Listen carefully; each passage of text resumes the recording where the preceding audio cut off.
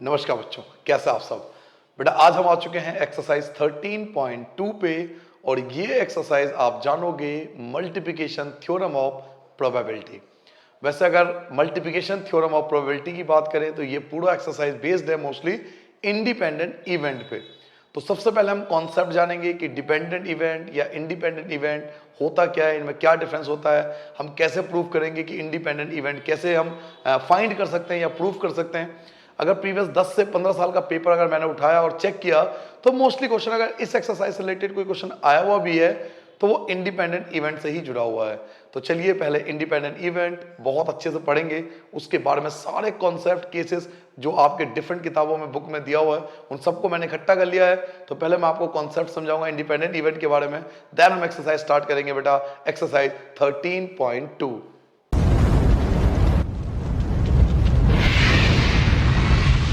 तो चलिए बच्चों यहां से स्टार्ट करते हैं आज का लेक्चर एक्सरसाइज 13.2 से रिलेटेड। और सबसे पहले जानेंगे कि इंडिपेंडेंट इवेंट होता क्या है, तभी हम इसके केसेस के बारे में अच्छे से पढ़ पाएंगे। तो पहला हेडिंग डालिए बेटा, first rule independent event. Independent event as a student आपको ये जानकारी होनी चाहिए कि इंडिपेंडेंट इवेंट किसे कहते हैं। अगर कोई आपसे पूछ भी ले भाई इंडिपेंडेंट इवेंट के बारे में क्या जानते हो तो आपको क्या बताना है। आपके पास दो इवेंट है, मान लीजिए ए और इसका इवेंट है, ये इवेंट जो है वो बी है। दो टाइप के इवेंट है, एक इवेंट ए है और एक इवेंट बी है। अगर हम एक इवेंट की प्रोबेबिलिटी निकालते हैं और बी इवेंट की प्रोबेबिलिटी निकालते हैं तो हम इसको लिखेंगे पी ए और इसको लिखेंगे पी बी। इंडिपेंडेंट इवेंट बच्चों वो इवेंट होती है जब ए की प्रोबेबिलिटी बी को इफेक्ट नहीं करता और बी की प्रोबेबिलिटी ए को इफेक्ट नहीं करता। क्या मेरी बात समझ में आया बेटा? जब ए की प्रोबेबिलिटी बी को इफेक्ट नहीं करेगा और बी की प्रोबेबिलिटी ए को इफेक्ट नहीं करेगा, इनको बोलते हैं इंडिपेंडेंट इवेंट। यानी दो ऐसे इवेंट जिसकी प्रोबेबिलिटी आपस में एक दूसरे को कोई इफेक्ट नहीं करता, उसको हम इंडिपेंडेंट इवेंट बोलते हैं। नाम ये इंडिपेंडेंट इवेंट, यानी ये दोनों इवेंट एक दूसरे से सेपरेट है, दोनों की प्रोबेबिलिटी एक दूसरे को इंपैक्ट नहीं करता। क्या आपको दोबारा बताऊं बच्चों, ए और बी आपके पास दो इवेंट है, ए की प्रोबेबिलिटी पी ए, बी की प्रोबेबिलिटी पी बी। अगर ए की प्रोबेबिलिटी बी को इफेक्ट नहीं करता और बी की प्रोबेबिलिटी ए को इफेक्ट नहीं करता तो इसको बोलते हैं इंडिपेंडेंट इवेंट। और जो इंडिपेंडेंट इवेंट होते हैं, जो इंडिपेंडेंट इवेंट होते हैं उनका इंटरसेक्शन हमेशा इक्वल होता है पी ए इंटू में पी बी। आप मोस्टली क्वेश्चन में यही फॉर्मूला लगाने वाले हो, तो इस क्वेश्चन को, इस फॉर्मूले को तो बहुत अच्छे से आपको याद रखना है कि अगर दो इवेंट इंडिपेंडेंट है, अगर दो इवेंट इंडिपेंडेंट है, जैसे मैंने आपसे कहा कि ए और बी की प्रोबेबिलिटी एक दूसरे को इंपैक्ट नहीं करता, तो P A intersection B equal होता है P A into P B के। और ऐसा केवल दो के लिए, ये तीन के लिए भी हो सकता है। मान लीजिए कि तीन इवेंट है ए बी सी और ये तीनों इवेंट ऐसे हैं जो एक दूसरे से अलग अलग हैं, इंडिपेंडेंट इवेंट है, यानी एक दूसरे की प्रोबेबिलिटी को इफेक्ट नहीं करते, तब भी हम यही प्रॉपर्टी लगा सकते हैं। इट मींस कहने का मतलब यह है कि ए इंटरसेक्शन बी इंटरसेक्शन अगर सी हो, अगर तीनों इवेंट इंडिपेंडेंट हो, हम कहते हैं कि तीन इवेंट है, एक ए है, एक बी है और एक सी है, और तीनों की जो प्रोबेबिलिटी है, ए की प्रोबेबिलिटी बी को इफेक्ट नहीं करता और सी को भी इफेक्ट नहीं करता, यानी किसी की भी प्रोबेबिलिटी एक दूसरे को इंपैक्ट नहीं करता। अगर ये तीनों प्रोबेबिलिटी इंडिपेंडेंट है तो आप फॉर्मूला लगा सकते हो P A into P B into P C. आप ये फॉर्मूला भी लगा सकते हो और ये फर्दर आगे भी अप्लाई हो सकता है बच्चों, ये फर्दर आगे भी अप्लाई हो सकता है, ये चार के लिए भी हो सकता है। यानी जितने भी इंडिपेंडेंट इवेंट होंगे, कहने का मतलब ये है कि जितने भी इंडिपेंडेंट इवेंट होंगे, इनके इंटरसेक्शन जब हम निकालते हैं तो इसका मतलब है इन सब की आपस में प्रोडक्ट करते चलना है। तो ये है इंडिपेंडेंट का मेन थ्योरम।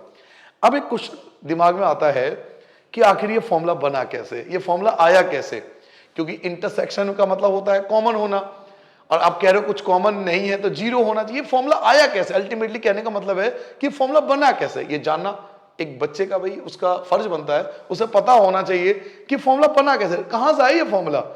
तो ये फॉर्मूला कैसे बना मैं आपको ये भी सिखाने वाला हूं। तो यहां पर हम बात करेंगे पॉइंट नंबर 2।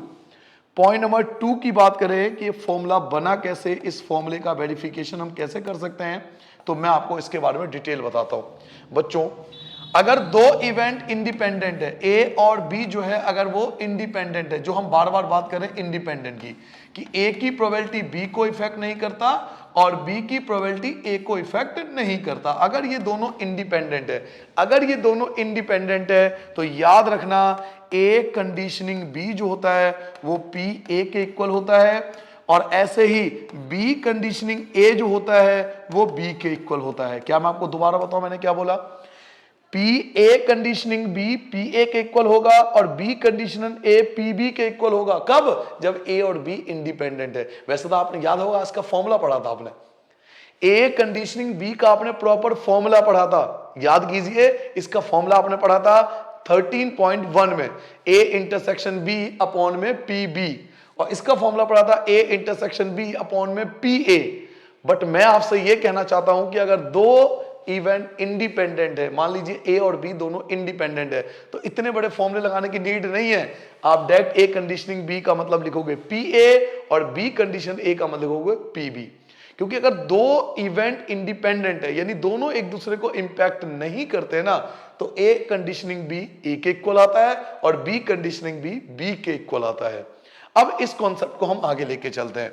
हमें पढ़ाया गया था कि ए कंडीशनिंग बी जो होता है वो इक्वल होता है ए इंटरसेक्शन बी और अपॉन में पी बी के, यही पढ़ाया गया था। और मैं बोल रहा हूं कि अगर ए और बी इंडिपेंडेंट है, अगर ए और बी इंडिपेंडेंट है, तो मैंने अभी अभी आपको इसकी वैल्यू बताई, अगर ए और बी इंडिपेंडेंट है तो अभी भी मैंने इसकी वैल्यू बताई, ये किसके इक्वल आएगा? P A condition B equal आएगा पी ए के। इक्वल टू में क्या बचा? तो पी ए इंटरसेक्शन बी और अपॉन में P B. Now by using cross multiplication method, अगर मैं क्रॉस मल्टीप्लाई यूज कर लूं तो पी ए इंटरसेक्शन बी जो होगा वो इक्वल होगा किसके? देखिए ध्यान से, ये आ गया ना पी ए इंटू में पी बी, जी हां ये आ गया फॉर्मूला। तो ये फॉर्मूला बना कैसे, इसके पीछे लॉजिक ये है। लॉजिक क्या था?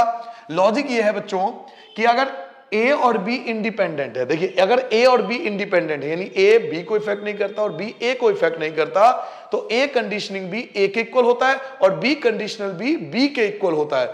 ए कंडीशनल बी का मैं अगर फॉर्मूला जानता हूं ए इंटरसेक्शन बी अपॉन में पी बी, अगर ए और बी इंडिपेंडेंट है तो इसकी वैल्यू पी पी ए होगा, अभी मैंने आपको ऊपर बताया था। ये फर्स्ट हाफ समझ लीजिए, सेकंड हाफ समझ लीजिए।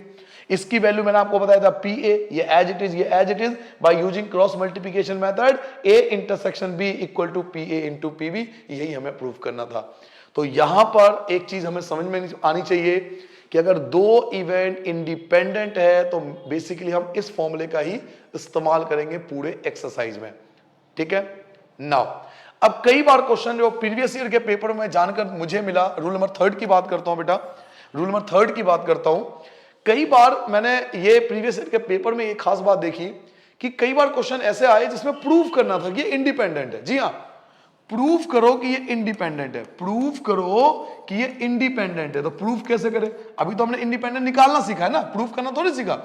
तो इंडिपेंडेंट हम प्रूफ कैसे करेंगे कि ये इंडिपेंडेंट इवेंट है। आपके एनसीईआरटी में भी कई क्वेश्चन है, एक्सरसाइज में 13.2 में कई क्वेश्चन है जिसमें पूछा गया है कि प्रूफ करो ये इंडिपेंडेंट है। अगर आपसे प्रूफ करने के लिए आ जाना इंडिपेंडेंट है तो आप देखिए कैसे इंडिपेंडेंट प्रूफ करेंगे। सबसे पहले आप ए आपको गिवन होगा, बी भी आपको गिवन होगा। आप एक काम करना बेटा, पहले ए इंटरसेक्शन बी निकाल लेना, यानी ए में और बी में जो कॉमन एलिमेंट्स है पहले वो निकाल लेना। ए में और बी में जो कॉमन एलिमेंट्स होंगे उसका आप ए इंटरसेक्शन बी निकाल लेना, ये निकाल लोगे। ये जैसे ही आ जाएगा तो आप इसकी प्रोबेबिलिटी भी निकाल सकते हो, कोई दिक्कत नहीं किसी बच्चे को। दोबारा बताओ बेटा, एक बार दोबारा समझाऊं शुरू से। आपको क्वेश्चन में जब भी प्रूफ करने के लिए बोलेगा ना कि ए और बी इंडिपेंडेंट है, तो आपको क्वेश्चन में ए जो है वो गिवन होगा, आपको बी भी गिवन होगा। तो आप क्या करना, पहले ए इंटरसेक्शन बी निकालना। इंटरसेक्शन हमेशा हर किसी को आता है जो ए और बी में कॉमन है। फिर आप उसकी प्रोबेबिलिटी निकाल लेना, ए इंटरसेक्शन बी की प्रोबेबिलिटी, इस तरीके से। और दूसरा होगा जो हम फॉर्मूले से निकालेंगे। दूसरा क्या होगा? फॉर्मूले से। ए इंटरसेक्शन बी का फॉर्मूला क्या था? दूसरा हम फॉर्मूले से निकालेंगे। ए इंटरसेक्शन बी का फॉर्मूला क्या था? तो ए इंटरसेक्शन बी का फॉर्मूला था P A into P B. तो एक हम इस तरीके से निकालेंगे प्रोबेबिलिटी, एक हम इस मेथड से निकालेंगे। समझ रहे हो? ए गिवन होगा, बी गिवन होगा, पहले आप इंटरसेक्शन निकाल लीजिए, इंटरसेक्शन के बाद उसकी प्रोबेबिलिटी निकाल लीजिए। एक तो इस मेथड से है बेसिक तरीके से, और एक हम फॉर्मूले से जो अभी अभी हमने पढ़ा है फॉर्मूला कि ए इंटरसेक्शन बी का फॉर्मूला होता है P A into P B. अगर फर्स्ट पार्ट और सेकंड पार्ट ये इक्वल आ जाता है तो यस ए और बी जो है वो इंडिपेंडेंट इवेंट होगा। क्या समझ में आ गया? प्रूफ कैसे करेंगे? एक हम प्रोबेबिलिटी डैक मेथड से निकालेंगे, बिल्कुल बेसिक तरीके से निकालेंगे। ए और बी गिवन होगा, इंटरसेक्शन निकालेंगे, फिर उसकी प्रोबेबिलिटी निकालेंगे, और एक हम फॉर्मूले से निकालेंगे। अगर ये दोनों पार्ट इक्वल आता है तो यस ए और बी जो है वो इंडिपेंडेंट है। क्या आपको थर्ड रूल समझ में आ गया बेटा? क्या थर्ड रूल यहां बैठे हुए सभी बच्चों को क्लियर है? आगे बढ़ सकता हूं मैं? नाउ अब आते हैं बेटा रूल नंबर 4 पे। कई सारा आपको क्वेश्चन ऐसे मिलेंगे जिसमें ए यूनियन बी का फॉर्मूला लगाना पड़ेगा आपको। A union B, A union B का फॉर्मूला हमने पिछले एक्सरसाइज में बात की थी। इसका फॉर्मूला होता है बेटा P A plus P B और minus P A intersection B. ये फॉर्मूला हम लगा सकते हैं। ए यूनियन बी का फॉर्मूला यही होता है। कई बार आपसे बोला जाएगा कि भाई ए नॉट यूनियन बी, ये फाइंड करो। अगर ए नॉट यूनियन बी है तो आप क्या करोगे? बी में से इंटरसेक्शन को माइनस कर दोगे। अगर ए नॉट यूनियन बी पूछ रहा है तो आप बी में से इंटरसेक्शन को माइनस कर दोगे। ऐसे अगर आपसे पूछा जाए A but not B, A but not B, अगर बी पे नॉट हो तो आप ए में से इंटरसेक्शन को माइनस कर दोगे। ऐसा भी हो सकता है कि दोनों पे नॉट हो।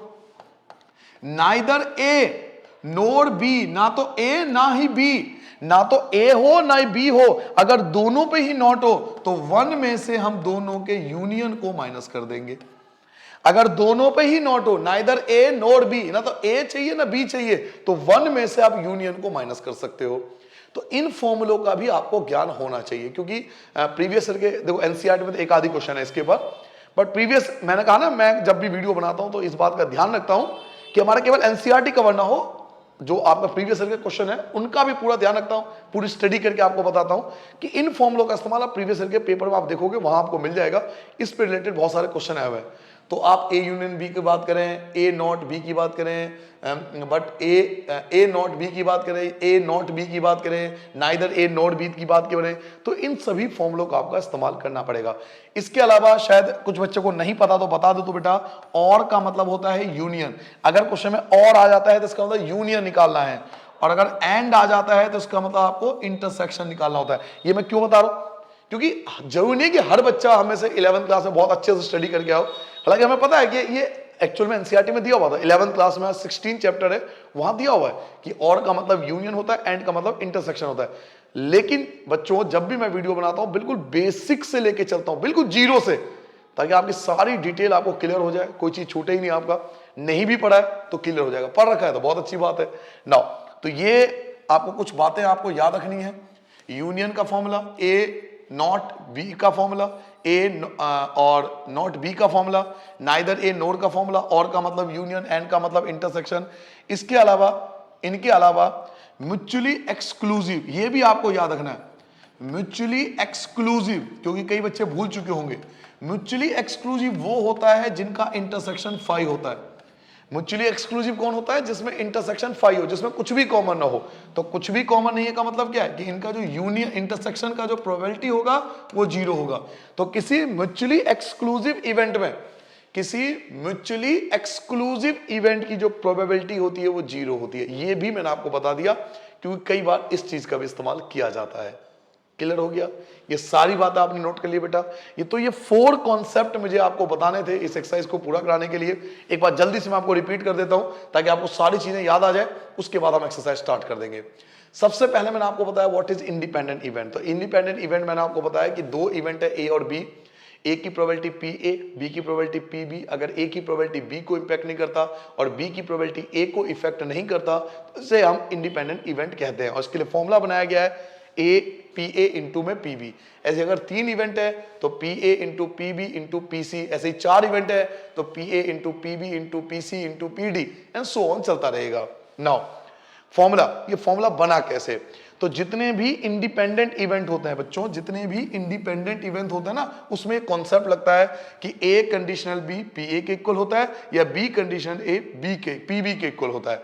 तो ए कंडीशन बी का फॉर्मूला हमें क्या सिखाया गया था कि ए इंटरसेक्शन बी अपॉन में पी बी, और अगर ए और बी इंडिपेंडेंट है, अगर ए और बी इंडिपेंडेंट है तो इसका मतलब होता है पी ए। ये as it is by using cross multiplication method, इसकी मल्टीप्लाई 1 से करोगे तो ये आ गया, और P A into P B, ये फॉर्मूला आपके सामने आ चुका है। नाउ कई बार आता है कि प्रूफ करो कि इंडिपेंडेंट इवेंट है, तो ए आपको गिवन होगा, बी आपको गिवन होगा, आप इंटरसेक्शन निकाल लेना, उनकी प्रोबेबिलिटी सिंपल तरीके से निकालना, और दूसरा फॉर्मूले से निकालना। एक सिंपल तरीके से, एक फॉर्मूले से, अगर दोनों इक्वल आ जाए तो yes it is an independent event. और अगर हम बात करें कि यूनियन का फॉर्मूला, तो ये आप कई बार पढ़ चुके हो, P A plus P B minus intersection, और अगर ए पे नॉट है तो बी में से माइनस करना पड़ेगा, बी पे नॉट है तो ए में से माइनस करना पड़ेगा, दोनों पे नॉट है तो वन में से पूरा यूनियन ही माइनस हो जाएगा।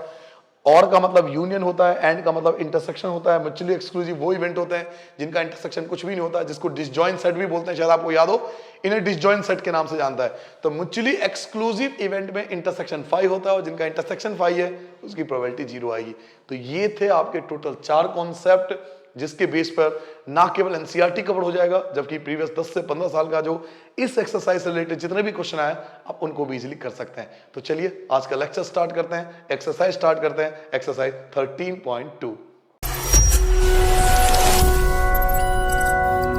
तो सभी कॉन्सेप्ट समझने के बाद अब हम स्टार्ट कर सकते हैं एक्सरसाइज 13.2। देखिए फर्स्ट क्वेश्चन आपके पास क्या है, आपके पास एक पी ए गिवन है 3/5, आपके पास पी बी गिवन है 1/5, और आपको फाइंड करना है ए इंटरसेक्शन बी। ठीक है, आगे कहा गया है कि ए और बी जो है वो इंडिपेंडेंट इवेंट है, आपको खुद ही बोल दिया गया कि इंडिपेंडेंट इवेंट है।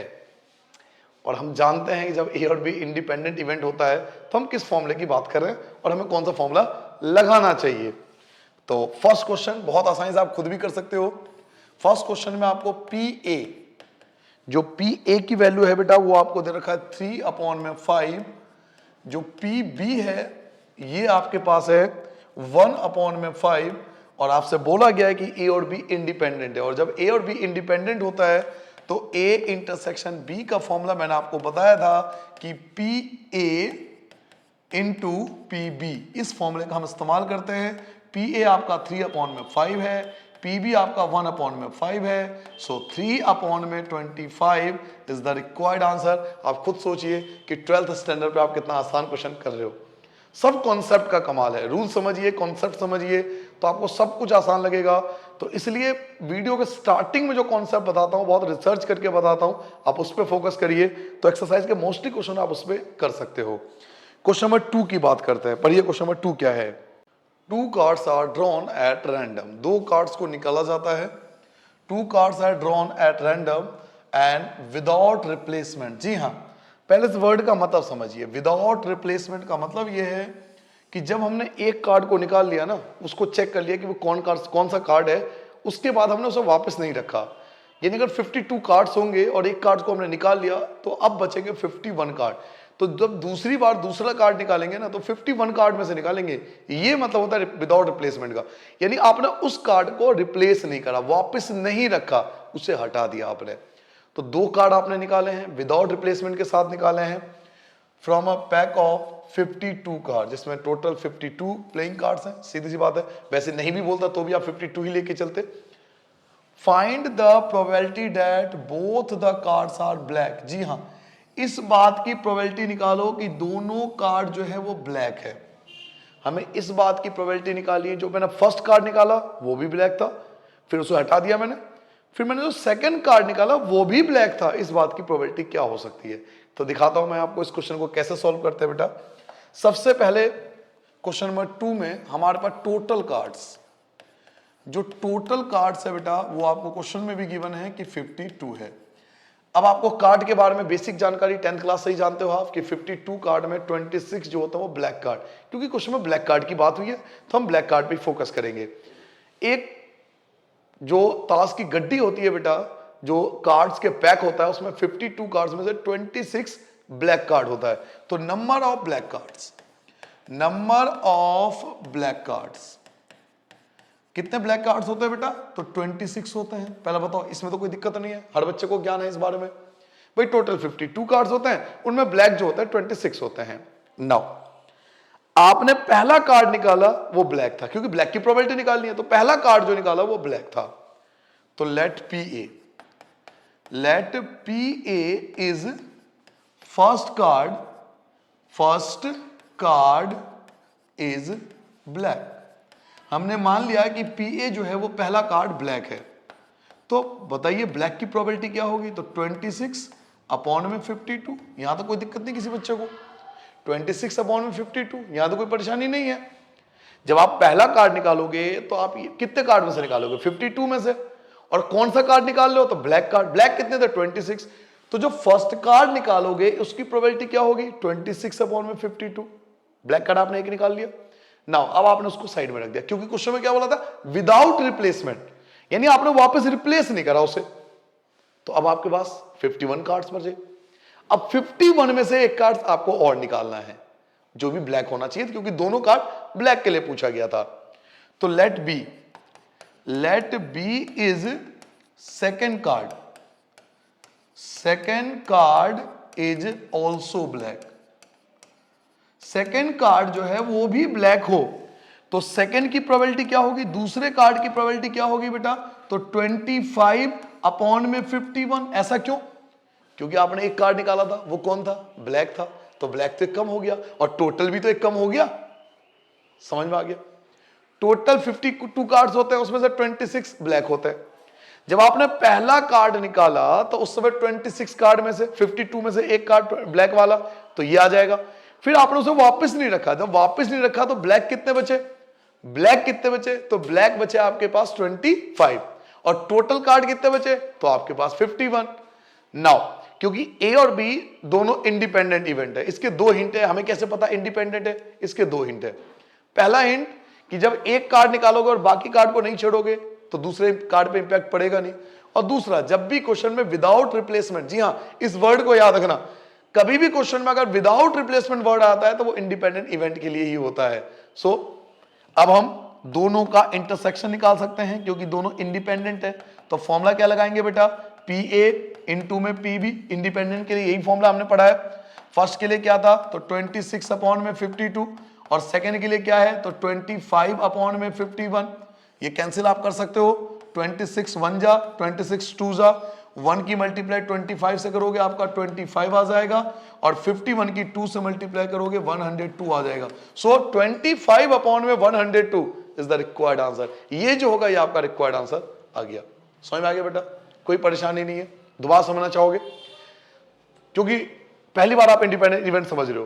टोटल कार्ड कितने थे? 52। ब्लैक कार्ड कितने थे? तो 26। तो जब पहला कार्ड निकाला उसकी प्रोबेबिलिटी यही होगी। उसके बाद आपने एक कार्ड साइड कर दिया, वो ब्लैक कार्ड साइड हो गया, तो ब्लैक कार्ड कितने बचे? 25, टोटल 51। तो जब सेकंड कार्ड निकालोगे उसमें ब्लैक की प्रोबेबिलिटी ये होगी, दोनों की मल्टीप्लाई कर दीजिए, काम हो गया। क्लियर हो गया? नेक्स्ट क्वेश्चन पे आ जाए। क्वेश्चन नंबर 3 देखते हैं। पढ़िए बेटा, क्वेश्चन नंबर 3 आपसे क्या कहता है? A box of oranges is inspected by a examining 3 randomly selected oranges. एक बॉक्स के अंदर बहुत सारे ऑरेंजेस है, ठीक है, बहुत सारे ऑरेंज है। एक बॉक्स के अंदर बहुत सारे ऑरेंजेस है, जो इंस्पेक्ट करना है, मतलब उसकी निगरानी करनी है, उसको देखना है कि वो ऑरेंज, वो बॉक्स जो है वो ठीक है या नहीं है, उसके एग्जामिनेशन करना है, उसको देखना है, उसकी जांच पड़ताल करनी है कि बॉक्स खरीदना है या नहीं खरीदना। इसमें ऑरेंजेस है। Now drawn without replacement. अब आप क्वेश्चन में कहा जा रहा है कि आपको जो भी ऑरेंज, 3 ऑरेंज आपको सेलेक्ट करना है, 3 ऑरेंजेस जो आपको निकालना है वो विदाउट रिप्लेसमेंट, यानी एक ऑरेंज जो निकल गया वो वापस नहीं रखना आपको। विदाउट रिप्लेसमेंट, इंडिपेंडेंट इवेंट फिर से आपके सामने है। Now if the 3 oranges are good, अगर वो तीनों ऑरेंजेस गुड निकले, यानी पहला ऑरेंज गुड, दूसरा भी ऑरेंज गुड, तीसरा ऑरेंज वो भी गुड, यानी अगर तीनों ऑरेंज अच्छे निकले तो हम क्या करेंगे? द बॉक्स इज अप्रूव्ड, उस बॉक्स को अप्रूव्ड कर दिया जाएगा सेल के लिए। अदरवाइज इट इज रिजेक्टेड, और इन तीनों में से अगर एक भी खराब निकला तो उसे रिजेक्ट कर दिया जाएगा कि भैया ये बॉक्स सेल के लिए नहीं जाएगा। फाइंड द प्रोबेबिलिटी दैट, इस बात की प्रोबेबिलिटी निकालो कि एक बॉक्स में कंटेनिंग 15 ऑरेंजेस, देखिए फिर से टोटल ऑरेंजेस कितने हैं? 15। जैसे पिछले क्वेश्चन में टोटल कार्ड 52 थे, इस क्वेश्चन में टोटल ऑरेंजेस 15 है, तो ये तो टोटल हो गया डिवाइड वाला, और उनमें से गुड वाले कितने हैं? तो 12 are good and 3 are bad.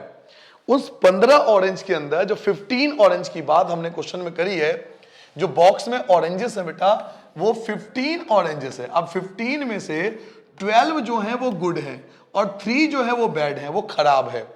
ठीक है, आपको इनमें से 3 ऑरेंजेस निकालने हैं और क्वेश्चन में पूछा क्या जा रहा है ये पढ़िए। जो इस ऑरेंजेस को अप्रूव्ड फॉर सेल, उसको अप्रूव्ड कर दिया गया, इस बात की प्रोबेबिलिटी निकालो कि उसको अप्रूव्ड कर दिया सेल के लिए। तो एक बात बताओ, सेल के लिए अप्रूव्ड कब करेंगे? जब तीनों गुड होंगे। क्वेश्चन में कंडीशन थी अप्रूव्ड फॉर सेल, सेल के लिए अप्रूव्ड, सेल के लिए अप्रूव्ड कर दिया गया। और सेल के लिए अप्रूव्ड कब करेंगे? सेल के लिए अप्रूव्ड कब करेंगे? जब तीनों ऑरेंजेस गुड होंगी, यानी बात गुड की हो रही है, यानी तीनों ऑरेंजेस गुड आए होंगे, पहला भी गुड आया होगा, दूसरा भी गुड आया होगा, तीसरा भी गुड आया होगा, तो हम गुड की तरफ ध्यान देंगे, बैड की तरफ फोकस ही नहीं करेंगे। नाउ इसको सॉल्यूशन कैसे करेंगे ये देखिए। क्वेश्चन नंबर 3 की बात हो रही है, तो सबसे पहले लिखेंगे total number of oranges, total number of oranges. तो टोटल नंबर ऑफ ऑरेंजेस आपके पास 15 है, उसमें से जो गुड ऑरेंजेस है वो कितने हैं? तो 12 है। Now let PA is first orange is good, first orange is good, first orange is good। PA हम निकाल रहे हैं कि पहला ऑरेंज गुड है। तो मेरी बात ध्यान से सुनना बेटा, पहला ऑरेंज गुड है तो उसमें गुड 12 के 12 मौजूद थे, कितने में से? 15 में से। क्या आपको पहला पॉइंट समझ में आ गया बेटा? जब हमने पहला ऑरेंज निकाला उस समय गुड कितने थे? 12 थे। कितने में से? 15 में से। अब एक तो आपने साइड कर दिया, वो जो गुड आया उसको साइड कर दिया, क्योंकि क्वेश्चन में विदाउट रिप्लेसमेंट वर्ड बोला, तो वो जो गुड आया उसको आपने साइड कर दिया। तो अब गुड कितने बचे? अब आपके पास गुड ऑरेंजेस बचे 11। क्लियर? और टोटल 14, क्योंकि एक कम हो जाएगा, एक कम हो जाएगा। नाउ अब बात करते हैं let PB is second orange, let PB is second orange is good. अब दूसरा भी गुड निकला तो उसके लिए प्रोबेबिलिटी क्या होगी? उसके लिए प्रोबेबिलिटी होगी 11 अपॉन में 14। क्या आपको सेकंड समझ में आ गया? गुड तो 11 बचे क्योंकि एक तो निकल गया था, एक यहां पर, तो अब गुड कितने बचे? 11 और टोटल 14। ना दूसरा भी आपका गुड निकला, फर्स्ट भी आपका गुड था, दूसरा भी आपका गुड था। अब तीसरे की बात करते हैं कि थर्ड भी आपका गुड हो, तो भाई गुड एक और कम हो गया, यानी 10 बचा, और टोटल भी कम हो जाएगा, यानी 13 बचेगा। तो let P C is third orange is good. हमें पीसी मान लिया कि तीसरा ऑरेंज भी गुड है, तीसरा ऑरेंज भी गुड है, तो सी की प्रोबेबिलिटी क्या होगी? और गुड कितने बचे? 10 बचे, कितने में से? 13 में से। तो ये आपका तीसरा पार्ट आ गया। नाउ आपने क्या करा? अप्रूव्ड फॉर सेल, सेल के लिए अप्रूव्ड कर दिया। तो सेल के लिए अप्रूव्ड कब करोगे? जब पहला भी गुड होगा, जब दूसरा भी गुड होगा, या तीसरा भी गुड होगा। फर्स्ट भी गुड, सेकंड भी गुड, थर्ड भी गुड। आपने गुड की प्रोबेबिलिटी निकाली, गुड की प्रोबेबिलिटी निकाली, गुड की प्रोबेबिलिटी निकाली। सो अब आप वैल्यू पुट कर सकते हो। इसकी वैल्यू क्या था? इसकी वैल्यू थी बेटा 12 अपॉन में 15। ये क्या था आपका? 11 अपॉन में 14। ये क्या था आपका? तो 10 अपॉन में 13। जो कैंसिल हो सकता है उसे कैंसिल कर लीजिए, 3 से कैंसिल कीजिए, 3 4 जा 12, 3 5 जा 15, और तो कुछ कैंसिल हो नहीं रहा। 5 2 जा, ये कैंसिल हो सकता है। 2 से आप कैंसिल करोगे तो ये 7 बचेगा, बस, और तो कुछ कैंसिल नहीं है बेटा, कंप्लीट हो गया।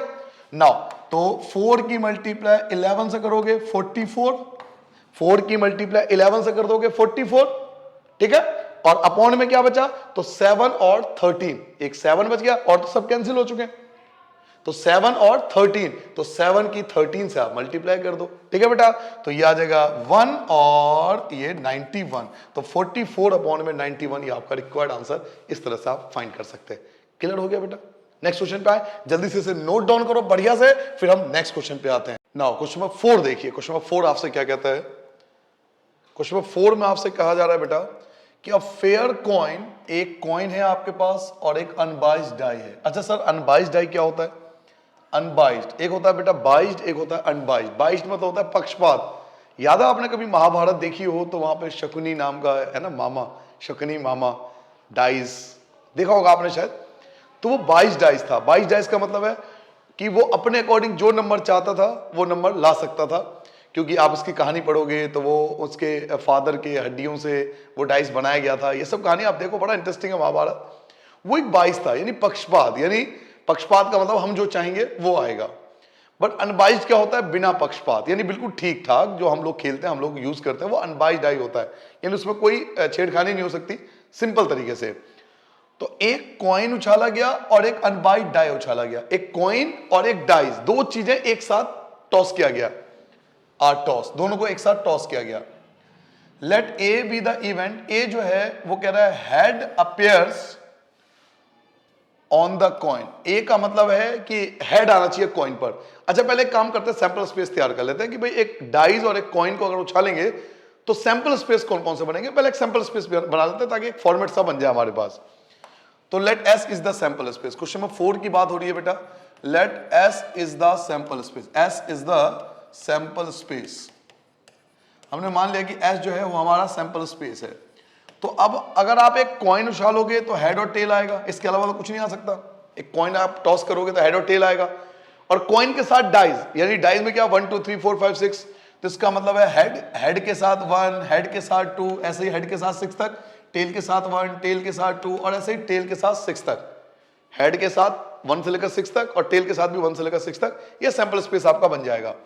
तो सैंपल स्पेस में आप लिख सकते हो हेड 1, ये आ जाएगा हेड 2, इसके अलावा हेड 3, हेड 4, हेड 5, हेड 6, और ऐसे ही टेल के साथ tail 1, tail 2, tail 3, tail 4, tail 5, tail 6। ये आपका एक सैंपल स्पेस तैयार हो गया, यानी टोटल 12 केस आपके सामने है। टोटल इवेंट जो है वो 12 बन गए। अब आपसे क्वेश्चन में ये कहा जा रहा है कि यहां पर जो ए है ना, ए देखिए, ए को ध्यान से देखिए। अब लेट हमें करने की जरूरत नहीं, क्योंकि नाम ऑलरेडी ए गिवन है, तो लेट करने की जरूरत नहीं है, ए ऑलरेडी गिवन है आपको। ए क्या है? Head appears on the coin. Coin पर हेड आना चाहिए, कॉइन पर क्या आना चाहिए? हेड। ए के बारे में कहा जा रहा है कि ए जो है वो हेड आना चाहिए कॉइन पर। तो हेड वाले सारे लिखने पड़ेंगे। तो हेड वाले कौन कौन है? तो हेड वाले सारे देखिए, हेड वाले, हेड है ना सब में, तो ये सभी ए है। तो ए के अंदर कौन कौन आएगा? एक तो आपका हेड 1 आएगा, आपका हेड 2 आ जाएगा, हेड 3, हेड 4, हेड 5 और हेड 6, ये आ जाएगा। तो अगर हम ए की प्रोबेबिलिटी निकालें तो यही तो आएगा 6/12। ए की प्रोबेबिलिटी क्या आएगी? 6/12, क्योंकि 6 एलिमेंट आ रहे हैं, 6 इवेंट आ रहे हैं 12 में से, तो ये ए की प्रोबेबिलिटी हो गई। नाउ बी के बारे में देखिए, बी क्या कह रहा है? B be the event, B क्या है? 3 ऑन द डाई। बी जो है वो 3 ऑन द डाई। तो बी देखिए, बी के बारे में क्या है? तो 3 ऑन द डाई। तो 3 कहां कहां है? एक तो 3 यहां पर है और एक 3 यहां पर है। तो बी के अंदर आपका हेड 3 आ सकता है और टेल 3 आ सकता है, ये दो ही तो एलिमेंट आ सकते हैं। तो इसका मतलब ये हुआ कि जो बी की प्रोबेबिलिटी होगी वो 2 एलिमेंट आ रहे हैं, तो 2/12। ये ए की प्रोबेबिलिटी हो गई, ये बी की प्रोबेबिलिटी हो गई, कोई परेशानी नहीं है। ए की प्रोबेबिलिटी, बी की प्रोबेबिलिटी। नाउ और अगर हम ए इंटरसेक्शन बी देखें तो ए इंटरसेक्शन बी, इंटरसेक्शन मतलब कॉमन, कॉमन क्या है? दोनों में कॉमन क्या है? तो देखिए, ये दोनों में आ रहा है, यानी हेड 3 जो है वो दोनों में कॉमन है। तो अगर हम ए इंटरसेक्शन बी की जो प्रोबेबिलिटी निकालें तो वो क्या आएगा? एक ही एलिमेंट है, तो 1/12। पहले बताइए, यहां तक समझ में आ गया? ये ए एलिमेंट है, ये आपका ए एलिमेंट है, तो ए की प्रोबेबिलिटी, ये बी एलिमेंट है, ये बी की प्रोबेबिलिटी, ये दोनों का कॉमन एलिमेंट है, तो ये कॉमन की प्रोबेबिलिटी। यहां तक समझ में आ गया? नाउ अब आपसे क्वेश्चन में ये पूछा जा रहा है कि बताइए, check whether A and B, जो ए और बी है वो इंडिपेंडेंट है या नहीं है। तो एक बात बताइए, इंडिपेंडेंट कैसे प्रूव होता है? आपको मैंने बताया था, रूल आपको याद होगा। इंडिपेंडेंट प्रूव करने के लिए पहले हम नॉर्मल तरीके से सॉल्व करते हैं। मैंने नॉर्मल तरीके से सॉल्व कर लिया। अब इसी चीज को फॉर्मूले से सॉल्व करके देखो, अगर ये दोनों इक्वल आ गया तो यस, ये इंडिपेंडेंट है। तो अब हम इसी चीज को फॉर्मूले से, और फॉर्मूला क्या है इंडिपेंडेंट का? कि भाई पी ए इंटू में P B, P A into P B. तो पी ए क्या है? पी ए आपका 6/12 है, 6/12 है। और पी बी क्या है? तो पी बी आपका 2/12 है। कैंसिल कर लेते हैं, 6 1 जा और 6 2 जा, 2 1 जा, 2 6 जा। तो 1 की मल्टीप्लाई 1 से करिए 1, और 2 की मल्टीप्लाई 6 से करेंगे तो 12। देखिए क्या हुआ, नॉर्मल तरीके से जो आंसर आया, नॉर्मल तरीके से जो आंसर आया वो भी यही था, और जो फॉर्मूले से सॉल्व किया वो भी वही है। दोनों इक्वल आ रहे हैं ना, दोनों केस में इक्वल आ रहे हैं। नॉर्मल तरीके से, इंटरसेक्शन तरीके से करा तो भी यही आंसर आया, जब हमने फॉर्मूले से सॉल्व करा तो भी आंसर यही आया, दोनों आंसर इक्वल आ रहा है। तो yes, A and B are independent. तो हम लिख सकते हैं कि hence A and B are independent, hence A and B are independent event. ये जो है वो इंडिपेंडेंट इवेंट है। क्या आपको समझ में आ गया बेटा? देखिए मोस्टली अब जो एक्सरसाइज में क्वेश्चन है ना वो यही है, आपसे हर बार यही पूछा जाएगा भाई इंडिपेंडेंट है या नहीं है। तो एक चीज आप हमेशा याद रखें, कभी भी इंडिपेंडेंट प्रूफ करने के लिए आ जाए तो तरीका क्या होता है कि पहले ए बी उसका इंटरसेक्शन, फिर उसकी प्रोबेबिलिटी नॉर्मल तरीके से, फिर फॉर्मूले से। अगर उस नॉर्मल तरीके से और फॉर्मूले से आंसर सेम आता है तो इंडिपेंडेंट है, वरना इंडिपेंडेंट नहीं है। इतनी सी बात है, सारे क्वेश्चन आप खुद भी ट्राई कर सकते हो। नाउ नेक्स्ट क्वेश्चन की बात करते हैं, क्वेश्चन नंबर 5 पढ़िए। क्वेश्चन नंबर 5 क्या है? अ डाई मार्क्ड 1 2 3 इन रेड। एक डाई पे रेड कलर में तो 1 2 3 है, मतलब एक ऐसा डाई है जिसमें रेड कलर में तो 1 2 3 है और 4 5 6 जो है वो ग्रीन कलर में है, उसे ग्रीन कलर कर दिया गया। तो रेड के लिए 3 इवेंट है और ग्रीन के लिए भी 3 इवेंट है, उसको टॉस किया गया। तो पहले एक काम करते हैं, सैंपल स्पेस बना लेते हैं। क्वेश्चन नंबर 5 की हो रही बात, let S is the sample space. Let S is the sample space. हमने S को मान लिया कि वो सैंपल स्पेस है। तो आपके पास जो है 1 2 3 4 5 6 इसकी बात हो रही है। अब इसमें एक चीज ध्यान रखनी है कि ये तीनों जो है वो रेड कलर में, ये तीनों रेड कलर में, ऐसे बोला गया ना कि 1 2 3 जो है ये कौन से कलर में है? 1 2 3 रेड में है, 1 2 3 जो है वो रेड में है और 4 5 6 जो है वो ग्रीन में है। 4 5 6 जो है बेटा वो ग्रीन में है। ये जो नंबर है ना ये ग्रीन में है। चलो मैं ग्रीन कलर का कर देता हूं ताकि आपको याद रहे। ये 4 5 6 जो है वो ग्रीन में है, ठीक है। 1 2 3 रेड में है और 4 5 6 आपका ग्रीन में है, ऐसा बोला जा रहा है। आगे let A be the event. A जो है वो क्या है? The number is even. A जो है वो नंबर इवन की बात हो रही है। ए जो है वो नंबर इवन की बात कर रहा है। ए कौन है? Even number. ए कौन है बेटा? Even number. ध्यान से सुनना बेटा, ए जो है वो इवन नंबर है और इवन कौन कौन है? तो 2 है, 4 है, 6 है, ये इवन है। ए की प्रोबेबिलिटी अगर मैं निकालूं तो देखो 3 एलिमेंट है, तो 3 अपॉन में 6, इसको मैं 1 अपॉन 2 लिख सकता हूं। नहीं भी कैंसिल करोगे तो कोई दिक्कत नहीं, जैसे पिछले क्वेश्चन में आपने देखा कैंसिल नहीं करा, आप कैंसिल यहां कर दो, आगे कर दो, कोई इंपैक्ट नहीं पड़ेगा। तो ये आपका ए आ गया। बी आपके पास क्या है? B the event the number is red. B जो है वो रेड है। बी के लिए आपको बोला गया कि बी जो है वो रेड है। तो रेड कौन है? तो 1 2 3, 1 2 3 जो है वो आपका रेड है। आप एक काम करो, बी की प्रोबेबिलिटी निकाल लो। तो बी रेड 3 एलिमेंट है, तो 3 अपॉन में 6, इसका आंसर भी 1 अपॉन 2 आएगा। अब आप ए इंटरसेक्शन बी निकाल सकते हो, यानी दोनों में कॉमन निकाल सकते हो। भाई कॉमन एलिमेंट क्या है? तो दोनों में कॉमन क्या है? तो देखिए 2 जो है वो दोनों में आ रहा है, 2 जो है वो दोनों कॉमन एलिमेंट है, यानी ए इंटरसेक्शन बी जो होगा वो आपका 1 अपॉन 6 आएगा। ये हो गया नॉर्मल तरीके से। अब तक हमने कोई ऐसी चीज नहीं पढ़ी कि 12th क्लास के स्टैंडर्ड के बच्चों को नॉर्मल बातें समझ में ना आए, ऐसा तो हो नहीं सकता। बड़ा सिंपल सा कॉन्सेप्ट है। ए जो है वो इवन है, बी जो है वो रेड है, दोनों का इंटरसेक्शन आपके सामने है। अब मोस्टली मुझे लग रहा है यही पूछ रहा होगा कि इंडिपेंडेंट है या नहीं है। एक बार चेक कर लेते हैं। तो पढ़िए क्या कह रहा है आपसे, आर ए एंड बी, जो ए और बी है वो इंडिपेंडेंट है या नहीं है, यही पूछा जा रहा है। तो आप फॉर्मूले से निकाल के देख लो, यही चीज आप फॉर्मूले से निकाल के देखो। तो ए इंटरसेक्शन बी का हमने फॉर्मूला लगा दिया। फॉर्मूला क्या था इंडिपेंडेंट के लिए? P A into P B. अब पी ए की वैल्यू क्या है? पी ए की वैल्यू आपके पास 1/2 है, पी बी की वैल्यू भी 1/2 है, तो यह आ गया 1/4। अब जब हमने नॉर्मल तरीके से सॉल्व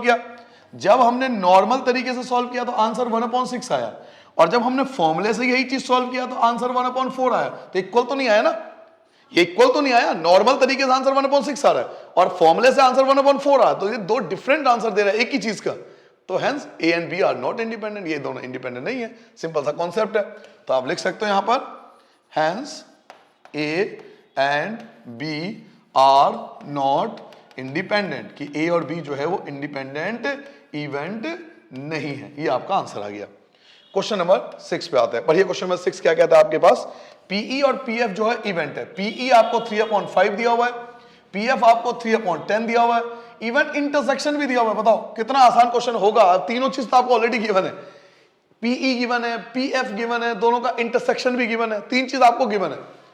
आपसे पूछ रहा है कि are E and F are independent, क्या ई और एफ इंडिपेंडेंट है? मैं यही सोल्व कर दूं क्या? यही सोल्व कर सकते हैं। कितना इजी क्वेश्चन है। तो इसके लिए हम क्या करेंगे, ई इंटरसेक्शन एफ निकालेंगे, और ई इंटरसेक्शन एफ का फॉर्मूला क्या होगा? PE into PF. यही तो फॉर्मूला लगाते हैं ना इंडिपेंडेंट में। पीई की वैल्यू क्या है? पीई की वैल्यू देखिए आपके सामने लिखा हुआ है 3/5, और पीएफ की वैल्यू क्या है? तो पीएफ की वैल्यू आपके पास 3/10 है।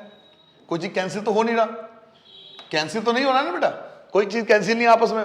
तो 3 की मल्टीप्लाई 3 से करिए 9, और 5 की 10 से मल्टीप्लाई करिए 50, 9 अपॉन में 50। आपने अगर फॉर्मूले से सॉल्व किया, इस चीज को आपने फॉर्मूले से सॉल्व किया तो आपका आंसर कितना आया? 9 अपॉन में 50 आया। फॉर्मूले से आपने सॉल्व किया तो 9 अपॉन 50, और क्वेश्चन में कितना दे रखा था? तो 1 अपॉन में 5। क्वेश्चन में क्या दे रखा था? 1 अपॉन में 5, और आपका आंसर क्या आया? तो 9 अपॉन में 50। तो दो डिफरेंट आंसर है ना, तो हम लिख सकते हैं हैंस, क्या लिखोगे बेटा? Hence E and F are not independent event, कि E और B जो है, E और F जो है वो इंडिपेंडेंट इवेंट नहीं है। आई होप आपको समझ में आ गया होगा। E गिवन है, F गिवन है, दोनों का इंटरसेक्शन आपको 1/5 दिया है, तो दोनों का आपको प्रूफ करना है इंडिपेंडेंट है या नहीं है। तो इंडिपेंडेंट के लिए आप दोनों का प्रोडक्ट कर दो, तो दोनों का प्रोडक्ट आपने कहा तो 9/50 और वहां दिया हुआ 1/5, तो दो डिफरेंट आंसर है एक ही चीज का। तो जो पहचान है कि E और F जो है वो इंडिपेंडेंट इवेंट नहीं है। आगे बढ़ जाए, क्वेश्चन नंबर 6 का आंसर मिल गया बेटा।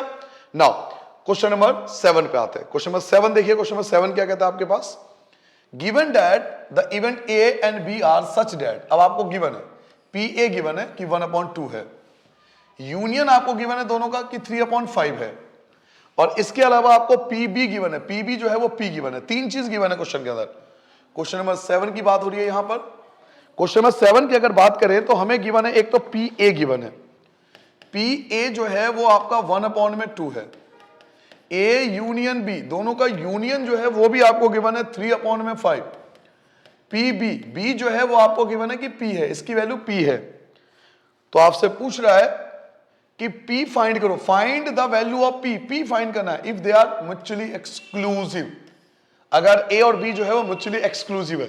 याद है मैंने आपको कॉन्सेप्ट आपको म्यूचुअली एक्सक्लूसिव बता दिया था। देखिए यही चीज मैं आपको कहना चाहता हूं कि कॉन्सेप्ट के पीछे भागिए, मार्क्स अपने आप आने लगेंगे। मैंने आपको वीडियो के स्टार्टिंग में म्यूचुअली एक्सक्लूसिव पहले ही बता दिया, इसलिए कि भाई म्यूचुअली एक्सक्लूसिव पता होना चाहिए एक 12th क्लास स्टूडेंट के बच्चे को कि म्यूचुअली एक्सक्लूसिव वो इवेंट होता है जिसका इंटरसेक्शन 5 आए, यानी जिसकी प्रोबेबिलिटी 0 आए। इसके बारे में डिस्कस कर चुके हैं हम वीडियो के स्टार्टिंग में। तो क्योंकि आपको फर्स्ट पार्ट में बोला जा रहा है कि ये म्यूचुअली एक्सक्लूसिव है, तो इसका मतलब है A और B का जो इंटरसेक्शन होगा 5 होगा, और A इंटरसेक्शन B जो होगा वो 0 होगा। नाउ अब आप फॉर्मूला यूनियन का लगा सकते हो। A यूनियन B का फॉर्मूला क्या होता है बेटा? A यूनियन B का formula PA plus PB minus PA intersection B, ये तो फॉर्मूला होता है ना। A यूनियन B का formula PA plus PB minus A intersection B, तो फॉर्मूला लगा दिया, वैल्यू पुट की लीजिए, सबके वैल्यू है आपके पास। यूनियन की वैल्यू क्या है? तो 3/5 है। PA की वैल्यू क्या है? PA की वैल्यू 1/2 है, PB की वैल्यू P है, और इस इंटरसेक्शन की वैल्यू आपके पास 0 है। 3/5 और 1/2 आपका -1/2 हो जाएगा, इक्वल टू आपके पास P बचेगा। दोनों का एलसीएम ले लोगे 10 आ जाएगा, 3 2 जा 6 -5 इक्वल टू P, और माइनस करोगे तो 1/10 इक्वल टू P। तो P की वैल्यू क्या आ गई बेटा? 1/10 आ गया। P जो है वो आपका 1/10 हो गया। आई होप आपको समझ में आ गया बेटा। आपसे कहा जा रहा था कि म्यूचुअली एक्सक्लूसिव है, और म्यूचुअली एक्सक्लूसिव वो होता है जिसका इंटरसेक्शन 5 होता है, इसकी प्रोबेबिलिटी 0 होती है। और ये बात मैं आपको बार बार बता रहा हूं, कॉन्सेप्ट समझ लीजिए, केवल एनसीईआरटी नहीं, आपके जितने भी प्रीवियस ईयर के क्वेश्चन है वो भी कवर हो जाएंगे। पहले कॉन्सेप्ट को अच्छे से याद रखना है। अब जरूरी कि सारे कॉन्सेप्ट ही एनसीईआरटी के हों, कुछ कॉन्सेप्ट आपके प्रीवियस ईयर के भी है, तो वहां काम आ जाएगा आपके। तो इंटरसेक्शन 0 आ गया। यूनियन का फॉर्मूला हम जानते हैं, 11th क्लास से पढ़ता रहे फॉर्मूला, इसकी वैल्यू गिवन है, इसकी वैल्यू गिवन है, इसकी वैल्यू गिवन है, ये 0 था, प्लस का 1/2 माइनस हो गया, सॉल्व कर लोगे आपका 1/10, ये आपका रिक्वायर्ड आंसर आ जाएगा। नाउ सेकंड पार्ट पे आते हैं। सेकंड पार्ट क्या कह रहा है आपसे कि A और B जो है वो इंडिपेंडेंट इवेंट है। A और B दोनों इंडिपेंडेंट इवेंट है, ठीक है जी। इंडिपेंडेंट इवेंट अगर होता है, अगर A और B इंडिपेंडेंट है, इस क्वेश्चन में अगर A और B इंडिपेंडेंट इवेंट है, तो इंडिपेंडेंट इवेंट के लिए हम इंटरसेक्शन का फॉर्मूला क्या लगाते हैं? PA इंटू में PB, तो वही फॉर्मूला यहां लगाना पड़ेगा क्योंकि ये इंडिपेंडेंट है, क्वेश्चन में बोला जा रहा है। तो चलिए सेकंड पार्ट करते हैं बेटा। इंडिपेंडेंट है, अगर A और B इंडिपेंडेंट है तो इन दोनों का जो इंटरसेक्शन होगा वो होगा किसके इक्वल? PA into PB। यही तो हमने सीखा था ना कॉन्सेप्ट में। फिर से फॉर्मूला लगाया हमने, A यूनियन B का फिर से फॉर्मूला लगाया। क्या फॉर्मूला लगाया? PA plus PB minus PA intersection B। Intersection की जगह मैं क्या लिख सकता हूं? मैं लिख सकता हूं PA इंटू में PB। क्या मेरी बात सबको समझ में आ गई बेटा? ये कहां से पता लग गया? PA plus PB minus A intersection B होता है, तो A इंटरसेक्शन B की वैल्यू क्या है? PA इंटू PB, तो मैं लिख सकता हूं value. Now A union B, A union की वैल्यू क्या थी? A यूनियन B की वैल्यू 3/5, इसकी वैल्यू आपके पास 3/5 है, इसकी वैल्यू 1/2 है, इसकी वैल्यू आपके पास P है। पी ए की वैल्यू 1/2 है और पी बी की वैल्यू आपके पास पी है। 3/5 की जगह 3/5 प्लस का 1/2 माइनस का 1/2 इक्वल टू पी में से 1/2 पी घटाओगे तो 1/2 पी बचेगा। कैसे सर? वैसे तो आप एलसीएम लेके सॉल्व कर सकते हो, 2p माइनस पी हो गया तो p/2 बचेगा, या आप अगर थोड़ा सा मैथ अच्छा है तो आप ऐसे भी देख सकते हो ना, एक p में से आधा p चला गया तो आधा p बचेगा। ये उन बच्चों के लिए थोड़ा मैथमेटिकली बहुत स्ट्रांग है, एक p में से आधा p चला गया तो आधा p बचेगा, सिंपल सा कॉन्सेप्ट है। क्यों एलसीएम ले? और मैथ कमजोर है तो आप एलसीएम ले लो भाई, 2 की मल्टीप्लाई p से करोगे 2p में से p माइनस करोगे तो फिर 1p यानी p/2। अब ऐसा समझ लो तो 1/2p बचेगा। इसको अभी हमने सॉल्व किया था, एलसीएम 10 आया था, 3 2 जा 6 और -5 तो 1/10 और 1/2p। नाउ कैंसिल कर सकते हो तो 5 आ गया, तो क्या बचा 1/5 और यहां बचा p, तो p की वैल्यू क्या आ गई बेटा, तो 1/5 आ गया। मेन चीज आपको यहां पे ये समझाना है, अगर इंडिपेंडेंट है तो दोनों का इंटरसेक्शन इसके इक्वल होगा, तो हमने इंटरसेक्शन की जगह ही लिख दिया। इसकी वैल्यू हमें पता है, इसकी वैल्यू भी पता है, इसकी वैल्यू भी गिवन है, पी ए की जगह 1/2 और पी बी की जगह p, प्लस का 1/2 माइनस हो गया, p में से 1/2p माइनस करेंगे 1/2p, एलसीएम ले लो 1/10, 2 से 10 कैंसिल, 5 बचेगा 1/5। ये आपका रिक्वायर्ड आंसर आ गया सेकंड पार्ट का। ठीक है, आगे बढ़ जाएं। नाउ क्वेश्चन नंबर आते हैं 8 पे, पढ़िए question number 8। A and be independent event है, पहले ही बोल दिया कि ए और बी भाई इंडिपेंडेंट है, उन्होंने आपको पहले ही बोल दिया कि ए और बी जो है वो इंडिपेंडेंट इवेंट है। तो इंडिपेंडेंट इवेंट है तो उसके सारे कॉन्सेप्ट हमें पता होने चाहिए। नाउ पी ए गिवन है 0.3, पी बी गिवन है 0.4। क्वेश्चन नंबर 8 की बात हो रही है। क्वेश्चन नंबर 8, पी ए जो है क्वेश्चन नंबर 8 में वो है 0.3, पी ए की वैल्यू आपके पास 0.3 है, 0.3 है, और पी बी की वैल्यू आपके पास 0.4 है। ये दो वैल्यू आपको गिवन है, फाइंड क्या करना है? पहला पार्ट क्या फाइंड करना है? A intersection B. तो फर्स्ट पार्ट आप ए इंटरसेक्शन बी का फॉर्मूला लगा सकते हो। इंडिपेंडेंट के लिए फॉर्मूला क्या होता था? पी ए इंटू में पी बी, यही तो फॉर्मूला लगाते थे भाई। इंडिपेंडेंट में हम यही फॉर्मूला लगाते हैं ना बार बार। पी ए की वैल्यू क्या है? तो 0.3 है, पी बी की वैल्यू क्या है? तो 0.4 है, दोनों की मल्टीप्लाई कर दो 0.12। ये आपका पहले पार्ट का आंसर। सेकंड पार्ट देखिए, सेकंड पार्ट क्या है आपके पास? A union B. तो ए यूनियन बी का फॉर्मूला लगा सकते हो आप। ए यूनियन बी का फॉर्मूला है ना आपके पास। ए यूनियन बी का फॉर्मूला आपको क्या सिखाया गया था कि P A plus P B minus P A intersection B. आप इस फॉर्मूले का इस्तेमाल कीजिए। पी ए क्या है? तो 0.3 है, पी बी क्या है? तो 0.4 है, और ए इंटरसेक्शन बी अभी भी आपने फाइंड किया तो 0.12 आया था, अभी आपने फाइंड किया ना 0.12 आया था।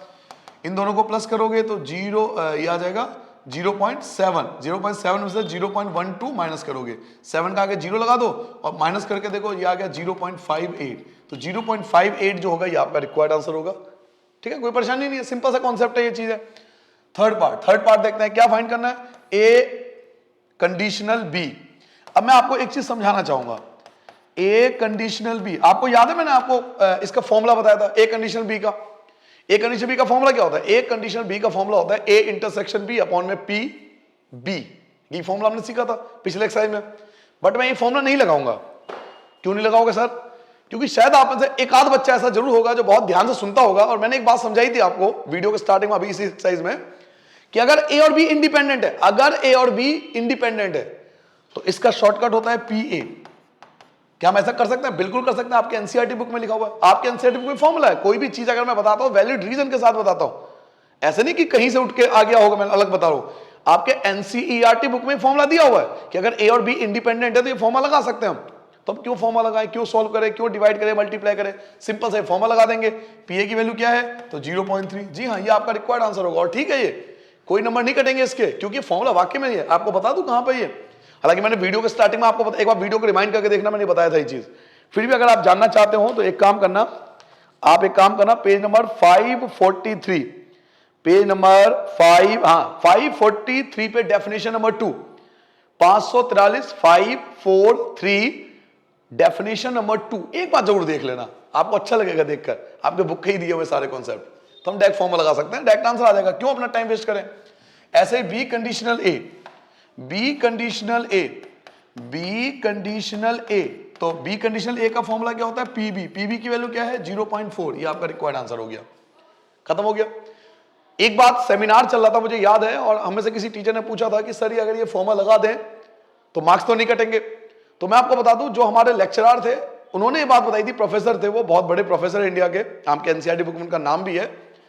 उन्होंने एक बात कही थी कि ये क्वेश्चन दिया ही इसलिए गया है ताकि इस फॉर्मूले को लगाओ, वरना ए और बी इंडिपेंडेंट क्यों लिखते, हम लिख देते ना ए और बी बस कोई इवेंट है, इंडिपेंडेंट वर्ड क्यों लिखा, इंडिपेंडेंट वर्ड इसलिए लिखा ताकि हम बच्चों से जान पाए कि क्या उन्हें ये आइडेंटिटी, ये रूल पता है या नहीं पता कि भाई ए कंडीशन भी ए के इक्वल होता है और बी कंडीशन ए बी के इक्वल होता है, कब, जब ए और बी इंडिपेंडेंट होता है। तो ये दिया ही इसलिए गया है इंडिपेंडेंट ताकि आप इस प्रॉपर्टी का यूज करो, वरना फॉर्मूला तो है ही हमारे पास, सबको पता है, तो आप डैग कर सकते हो। क्लियर हो गया? नाउ आगे बढ़ जाते हैं, नेक्स्ट क्वेश्चन पे आते हैं, क्वेश्चन नंबर 9 पे। क्वेश्चन नंबर 9 देखिए, ए और बी जो है वो 2 इवेंट है, जिसमें पी ए आपको गिवन है 1/4, पी बी आपको 1/2, इंटरसेक्शन भी गिवन है, तीनों चीज तो आपको दे दिया, ए बी इंटरसेक्शन सब कुछ आपको गिवन है। नाउ आपसे पूछा क्या रहा है, नॉट ए नॉट बी, ना तो ए और ना बी, तो जब दोनों पे नॉट आता है तो यहां पे डी मॉर्गन्स लॉ लगाते हैं। अब सर डी मॉर्गन्स लॉ क्या है, टेंशन मतलब मैं आपको बताता हूं डी मॉर्गन्स लॉ क्या था। D Morgan's law, question number 9 की बात हो रही है, क्वेश्चन नंबर 9 की बात हो रही है बेटा। क्वेश्चन नंबर 9 में आपको पी ए गिवन है, पी ए जो है वो 1/4 है, पी ए की वैल्यू 1/4 है, पी बी की वैल्यू जो है वो आपके पास 1/2 है, 1/2 है, और ए इंटरसेक्शन बी जो है वो आपके पास 1/8 है। ठीक है बेटा, और आपसे पूछा जा रहा है P A and not B, इस एंड का मतलब याद कीजिए, एंड का मतलब इंटरसेक्शन होता है, ये बात मैं आपको बहुत बार बता चुका हूं और कॉन्सेप्ट में भी बताया था कि एंड का मतलब इंटरसेक्शन होता है। अच्छा, अगर यानी यूनियन और लिखा होता ना, और, तो यहां यूनियन लिखता मैं, इस एंड का मतलब इंटरसेक्शन होता है बेटा, और अगर और लिखा हो तो यूनियन होता है। तो एंड और में थोड़ा सा ध्यान रखना, एंड में इंटरसेक्शन, और में यूनियन। तो not A intersection not be, आपसे क्वेश्चन में पूछा जा रहा है not A intersection not be, intersection क्यों लगा, क्योंकि एंड है। तो डी मॉर्गन्स लॉ ये कहता है कि अगर दोनों पे नॉट हो तो हम इसे ऐसे लिख सकते हैं, ए यूनियन बी का वोल नॉट, और ए यूनियन बी का वोल नॉट का मतलब है वन में से ए, एक मिनट बेटा, अगर ए नॉट इंटरसेक्शन बी नॉट है, अगर ए नॉट इंटरसेक्शन बी नॉट है, दोनों पे नॉट है, तो हम लिख सकते हैं पी ए इंटरसेक्शन बी का वोल नॉट, इसको हम ऐसे लिख सकते हैं। और A intersection B whole not को लिख सकते हैं 1 - ए यूनियन बी, ये है डी मॉर्गन्स लॉ, इसे डी मॉर्गन्स लॉ कहते हैं। पता है कहां था ये फर्स्ट चैप्टर में था 11th क्लास में, फर्स्ट चैप्टर 11th क्लास में जो आपने चैप्टर पढ़ा था ना, सेट पढ़ा था, उसमें था डी मॉर्गन्स लॉ। शायद कुछ बच्चों को पता भी हो, नहीं पढ़ा तो अब याद कर लेना। कई बार हम ये स्टेप नहीं भी लिखते तो भी चल जाता है, ये स्टेप होता है, अगर यहां इंटरसेक्शन है ना तो यहां यूनियन आता है, अगर यहां इंटरसेक्शन है तो यहां यूनियन आएगा, सीधा सा कॉन्सेप्ट है। मैंने आपको रीजन भी दिया हर चीज का, बट अगर याद कर सको तो ज्यादा अच्छा है। अगर यहां इंटरसेक्शन है तो यहां यूनियन होगा, अगर ये यूनियन है तो यहां पे इंटरसेक्शन होगा। तो अब हम इस कॉन्सेप्ट का इस्तेमाल करेंगे, तो अल्टीमेटली हमें इस चीज को फाइंड करना है, 1 में से हमें ए यूनियन बी को माइनस करना है। और ए यूनियन बी का फॉर्मूला क्या होता है, ए यूनियन बी का फॉर्मूला क्या होता है, ए यूनियन बी का फॉर्मूला होता है P A plus P B minus P A intersection B, यही तो फॉर्मूला होता है ना, 1 - A union B, A union B का फॉर्मूला आपके सामने है, ये रहा ए यूनियन बी का फॉर्मूला, 1 - ब्रैकेट पी ए क्या था तो 1/4 था, पी बी क्या था तो 1/2 था, इंटरसेक्शन क्या था तो 1/8 था। कोई परेशानी नहीं, आराम से सॉल्व होगा। इन सब का एलसीएम 8 आ जाएगा, 4 2 जा 8 होता है, 2 4 जा 8 होता है, 8 1 जा 8 होता है, 4 2 जा 8 होता है, 4 2 जा 8 हो गया, 2 4 जा 8 हो गया, और 8 1 जा 8 हो गया। कोई दिक्कत नहीं किसी बच्चे को। नाउ 1 - 2 और 4, 6 में से 1 गया, 5/8, एलसीएम ले लोगे, 8 और 1 का एलसीएम 8, 8 1 जा 8, 8 में से 5 माइनस करोगे तो 3/8 जो होगा वो आपका रिक्वायर्ड आंसर आ जाएगा, not a and not B. But अगर नॉट ए और नॉट बी होता ना तो कहानी कुछ और होती, जो मैं आपको बता भी चुका हूं क्या करते।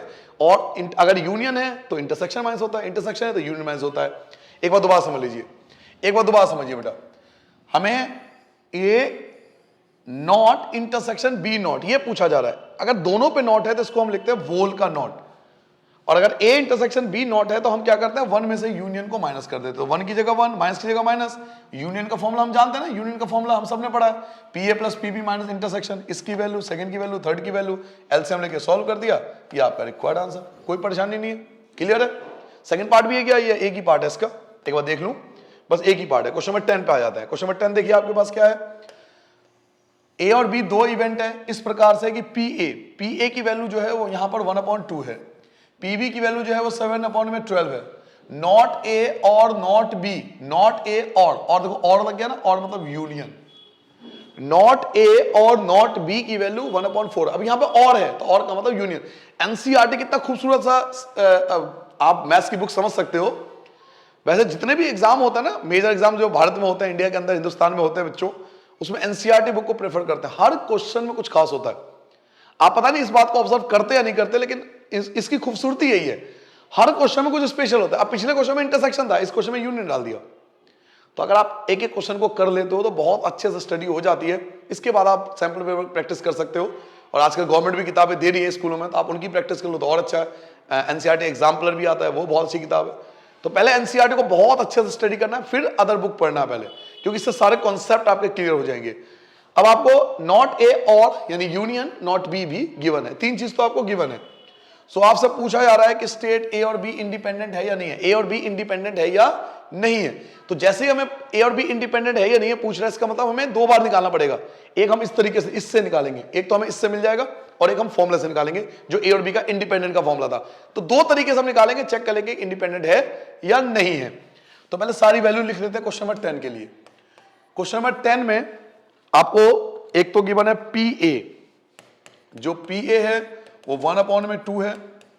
पी बी की बात करें तो पी बी जो है वो आपका 7/12 है। फिर आपसे बोला जा रहा है नॉट ए और नॉट बी, नॉट ए और नॉट बी, इसकी वैल्यू जो गिवन है वो आपको गिवन है 1/4। नाउ मैं इसकी मदद लूंगा। अभी भी मैंने डी मॉर्गन्स लॉ बताया था, वो हम यहां भी अप्लाई कर सकते हैं।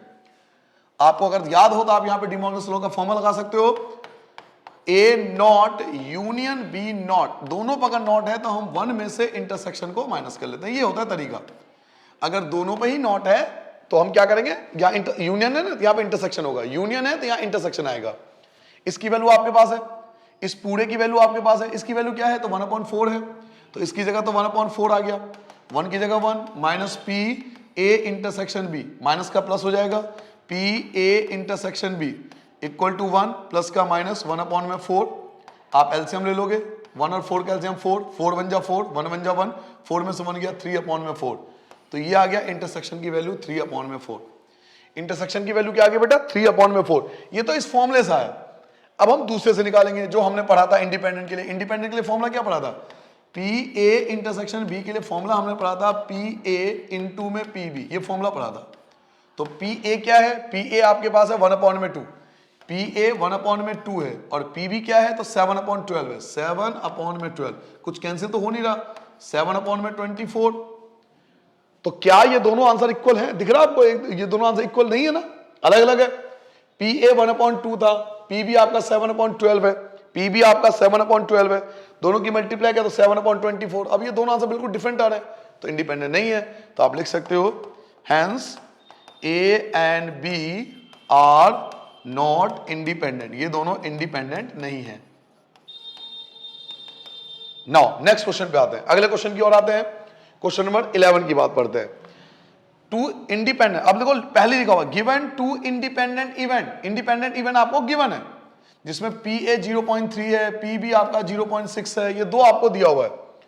तो आपको ये वगैरह वगैरह पूछा जा रहा है। चलिए फर्स्ट पार्ट की बात करते हैं। क्वेश्चन 11 देखिए, पी ए जो है, पी ए वो है 0.3, पी ए 0.3 है, पी बी जो है वो आपका 0.6 है, और क्वेश्चन में बोला गया कि ए और बी इंडिपेंडेंट है, ए और बी इंडिपेंडेंट है। पहले ही बोल दिया, देखो पहले ही बोल दिया गया, गिवन टू इंडिपेंडेंट इवेंट, लिखा हो ना given two independent event A and B, यानी ए और बी इंडिपेंडेंट है, पहले ही क्वेश्चन में बोल दिया गया।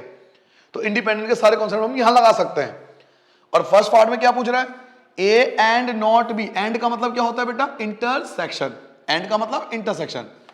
तो फर्स्ट पार्ट में आपसे पूछा जा रहा है बेटा ए एंड बी, और एंड का मतलब होता है इंटरसेक्शन। इंटरसेक्शन का कॉन्सेप्ट कहता है कि पहले पी ए लिखो फिर पी बी लिखो, दोनों का प्रोडक्ट कर दो, तो 0.3 की मल्टीप्लाई 0.6 से हो जाएगा, 0.18, क्योंकि पॉइंट के बाद अलग अलग बोलते हैं, 0.18 बोलेंगे इसको, तो 0.18 आपका रिक्वायर्ड आंसर हो गया। क्लियर हो गया। सेकंड पार्ट देखिए, सेकंड पार्ट क्या पूछा रहा है, ए एंड नॉट बी। जी हां, ए एंड नॉट बी, याद कीजिए मैंने आपको इसका कॉन्सेप्ट बताया था वीडियो के स्टार्टिंग में, जब मैं कॉन्सेप्ट आपको सिखा रहा था शुरू के शायद 10 से 15 मिनट आप देखना एक बार कॉन्सेप्ट सिखाया था, उसमें मैंने बात की थी ए एंड नॉट बी। ए चाहिए लेकिन बी नहीं चाहिए, ए एंड नॉट बी। अब कैसे फाइंड करते हैं देखिए, second part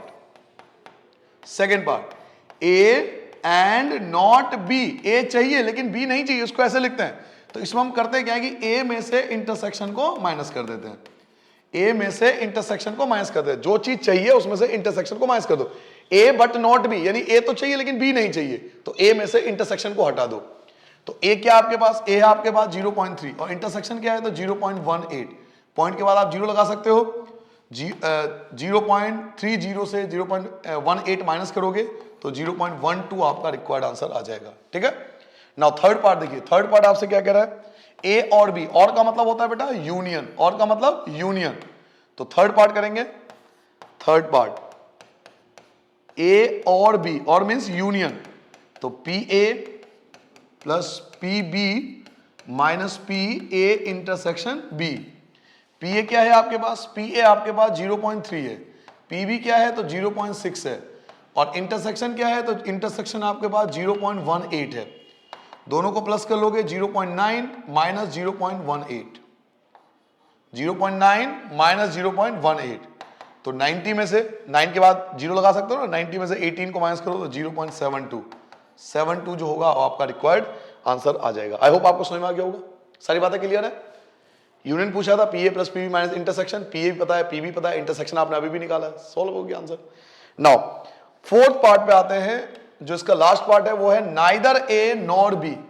neither A nor B, इसके बीच में ना एंड लगा होता है, लेकिन हम लोग कई बार बोलते हैं कई बार नहीं बोलते, neither A and nor B या नाइदर ए नॉर बी, तो यहां पर एंड का कॉन्सेप्ट लगता है, neither A nor B, neither A nor B, बीच में एंड होता है, साइलेंट होता है, कई बार बोल भी देते हैं neither A and nor B. तो क्वेश्चन नंबर फोर्थ पार्ट पे आते हैं। फोर्थ पार्ट देखिए, फोर्थ पार्ट में आपसे पूछ रहा है नाइदर ए, ना तो ए चाहिए और ना ही बी चाहिए, ना तो ए ना बी, नाइदर नोट में इंटरसेक्शन लगा देना, दोनों पे ही नॉट है, तो वन में से यूनियन को माइनस करना पड़ेगा, वन में से यूनियन को माइनस करना पड़ेगा। तो वन में से माइनस करोगे 0.72 को, वन में से माइनस करोगे 0.72 को, तो वन में से 0.72 माइनस कर लो, 0.28 आएगा शायद, है 0.28 आपका रिक्वायर्ड आंसर आ जाएगा। ठीक है, समझ में आ गया, जल्दी से नोट डाउन करो। क्वेश्चन नंबर 12 देखते हैं, बड़ा अच्छा क्वेश्चन है क्वेश्चन नंबर 12।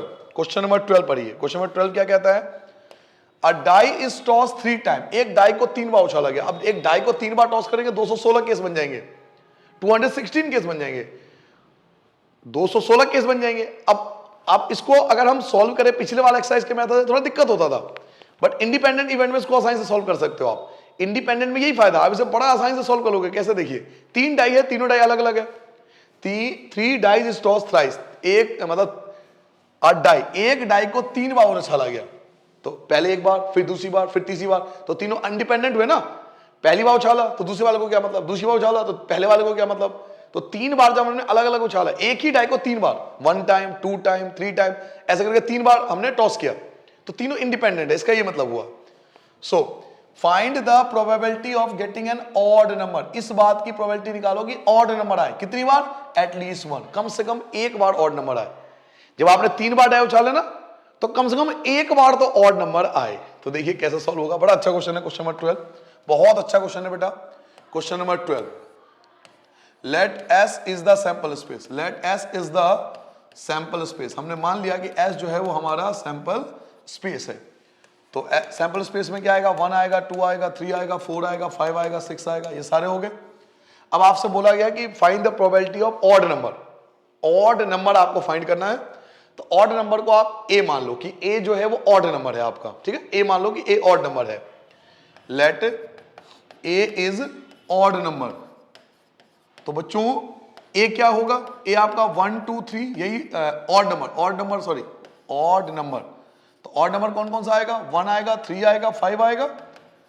तो इसकी अगर प्रोबेबिलिटी देखें तो 3/6 यानी 1/2, ये ऑड नंबर की प्रोबेबिलिटी हो गई, ये ऑड नंबर की प्रोबेबिलिटी हो गई।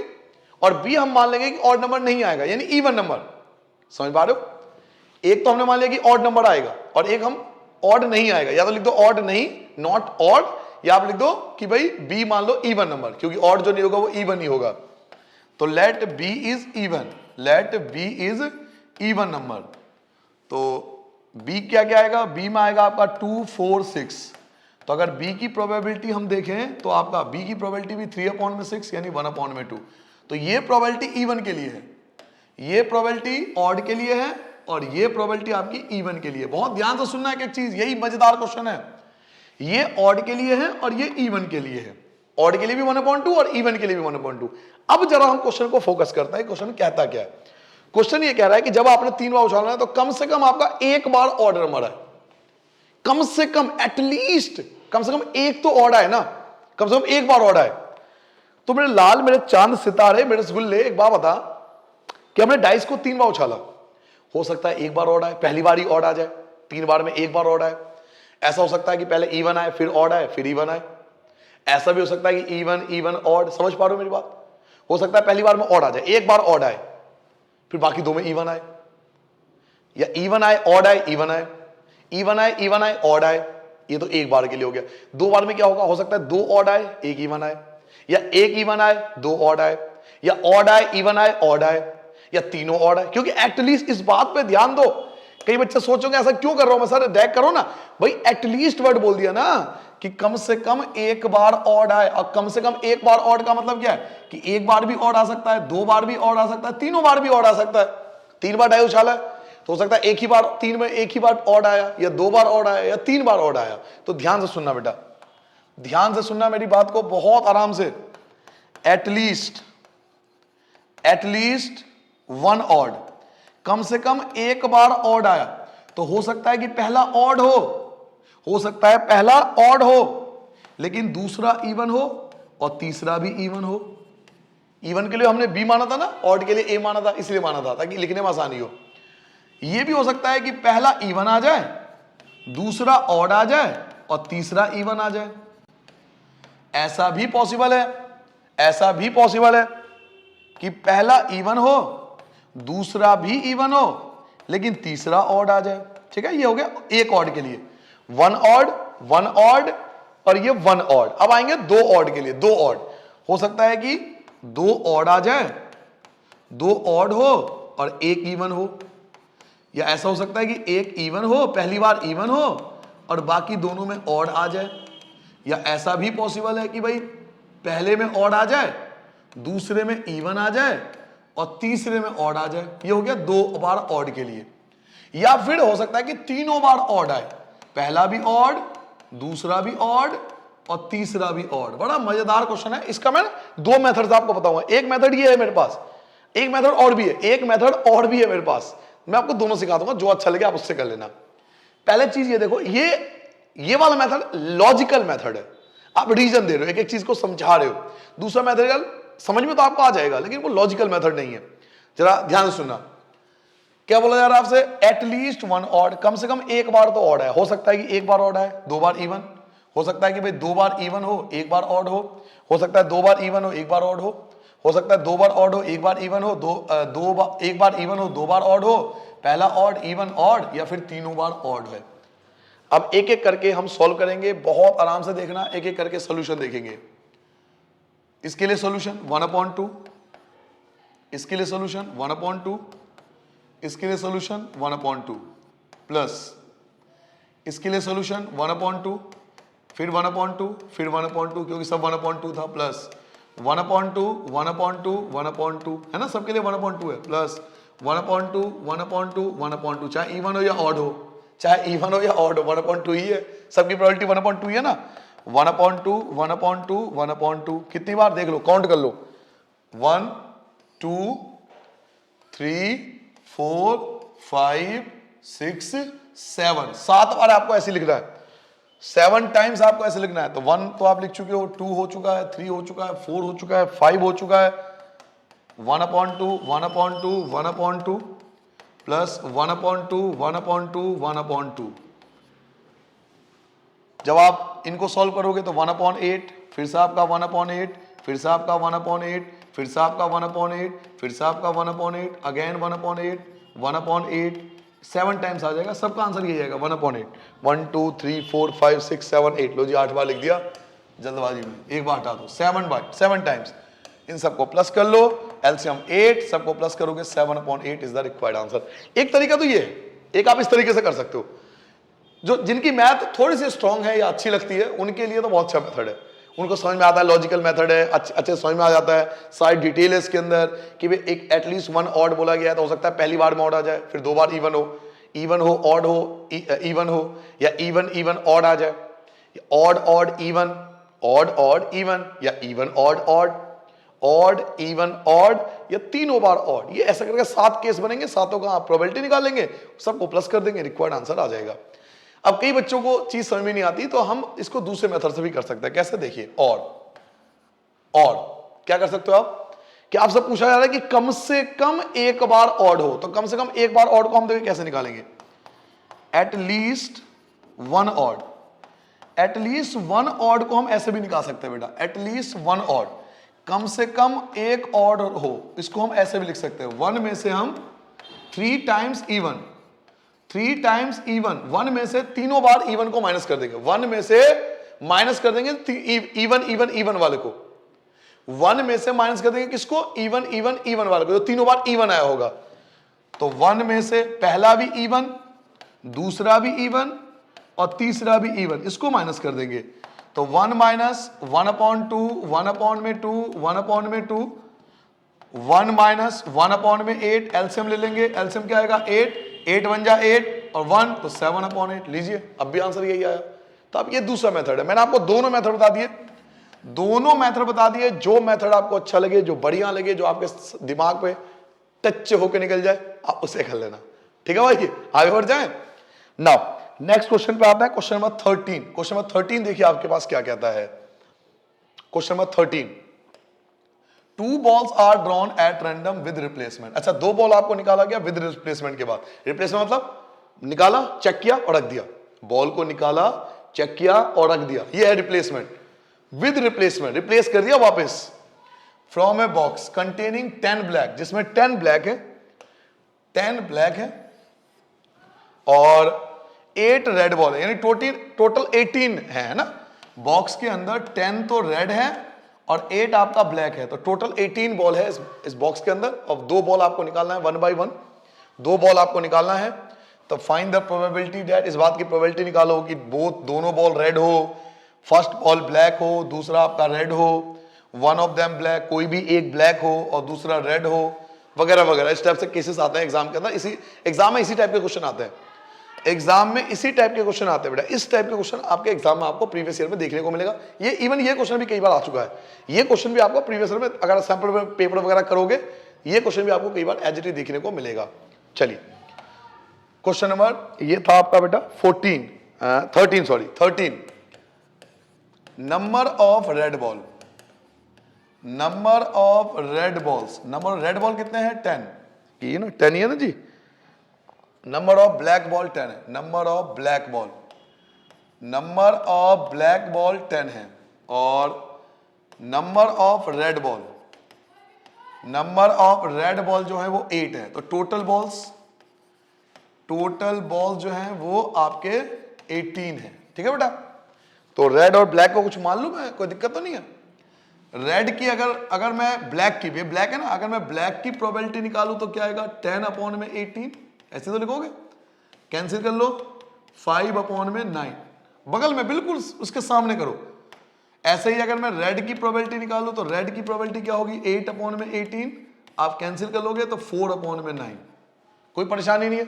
ये ब्लैक की प्रोबेबिलिटी और ये रेड की प्रोबेबिलिटी हाथों हाथ निकाल दिया मैंने भाई, ब्लैक बॉल 10 है, रेड बॉल 18 है, टोटल बॉल ब्लैक बॉल 10 है, रेड बॉल 8 है, टोटल बॉल 18 है। ब्लैक की प्रोबेबिलिटी क्या होगी 10/18, रेड की प्रोबेबिलिटी क्या होगी 8/18, वगैरह वगैरह। ये सब तो बहुत बेसिक चीजें 10th क्लास में पढ़ के आ चुके हो भाई, इसमें तो कोई परेशानी होनी ही चाहिए। नाउ अब आपसे पहला पार्ट पर ये कह रहा है बोथ बॉल्स आर रेड, दोनों रेड होना चाहिए, बोथ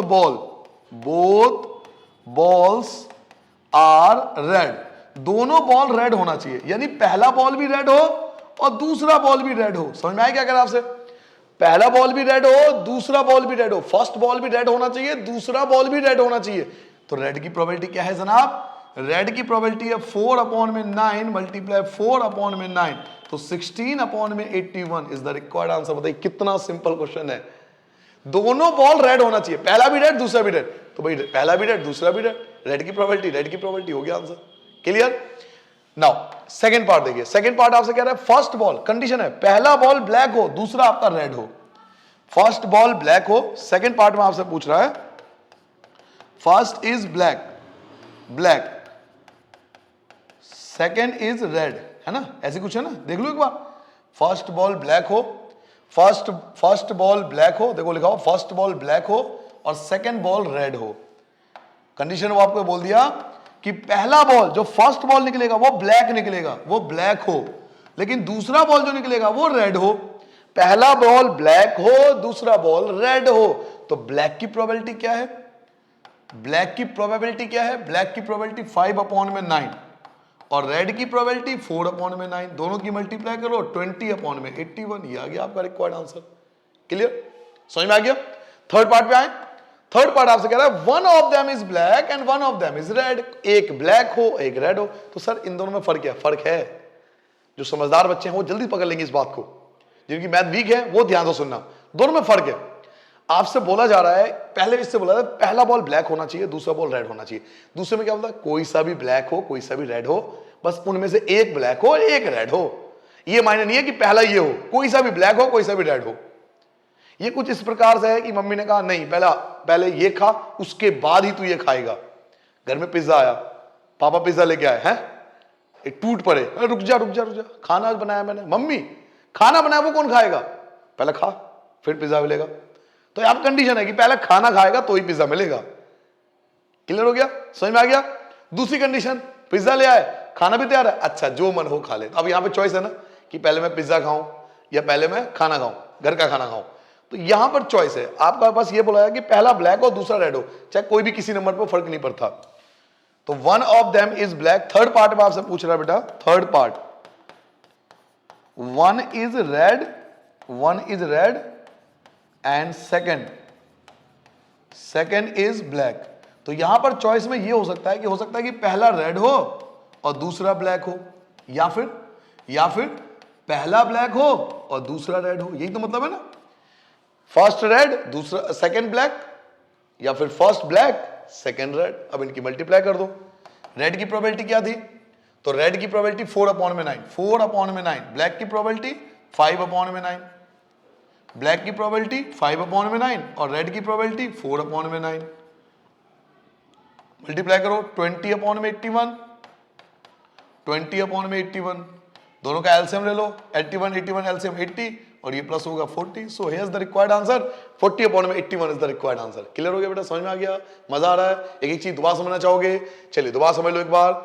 फर्स्ट कंडीशन आपसे बोला गया है बोथ बॉल आर रेड, दोनों रेड ही चाहिए, first red second red.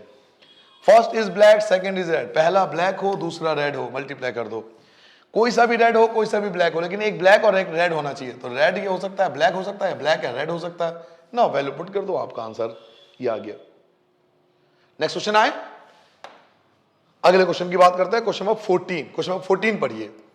Probability of solving specific problem, ये इस टाइप का क्वेश्चन, ये मैं आपसे कह रहा था इस टाइप के क्वेश्चन की प्रैक्टिस कीजिए, बहुत ज्यादा एग्जाम में आता है। अब मोस्टली बच्चे इस टाइप क्वेश्चन में गलती करते हैं, क्योंकि ऐसा क्वेश्चन ना बेस थ्योरम में भी आता है। ऐसा क्वेश्चन आपको बेस थ्योरम में भी देखने को मिलेगा। अभी आप बेस थ्योरम करने वाले हो अगला एक्सरसाइज, वहां पे इस टाइप क्वेश्चन मिलेगा। तो बच्चा कंफ्यूज कि भाई इंडिपेंडेंट या बेस कौन सा लगेगा। तो इसके लिए प्रैक्टिस चाहिए। जब आप 2-3 बार क्वेश्चन कर लोगे तब आपको फर्क समझ में आ जाएगा कि इंडिपेंडेंट थ्योरम और बेस थ्योरम में फर्क क्या होता है। तो अभी हम बात करेंगे केवल इंडिपेंडेंट थ्योरम की। Probability of solving specific problem, मान लो कोई क्वेश्चन है, उसको सॉल्व करने की जो प्रोबेबिलिटी है वो इंडिपेंडेंटली, देखो पहला वर्ड तो ये बोल देगा इंडिपेंडेंटली, पहला वर्ड तो यही बोल गया इंडिपेंडेंटली, यानी अलग अलग ए एंड बी, दो व्यक्ति, आप ऐसा समझ लो दो व्यक्ति है, ए है और बी है। ये कोई व्यक्ति है ए और ये कोई व्यक्ति है बी, ये किसी प्रॉब्लम को सॉल्व कर लेंगे।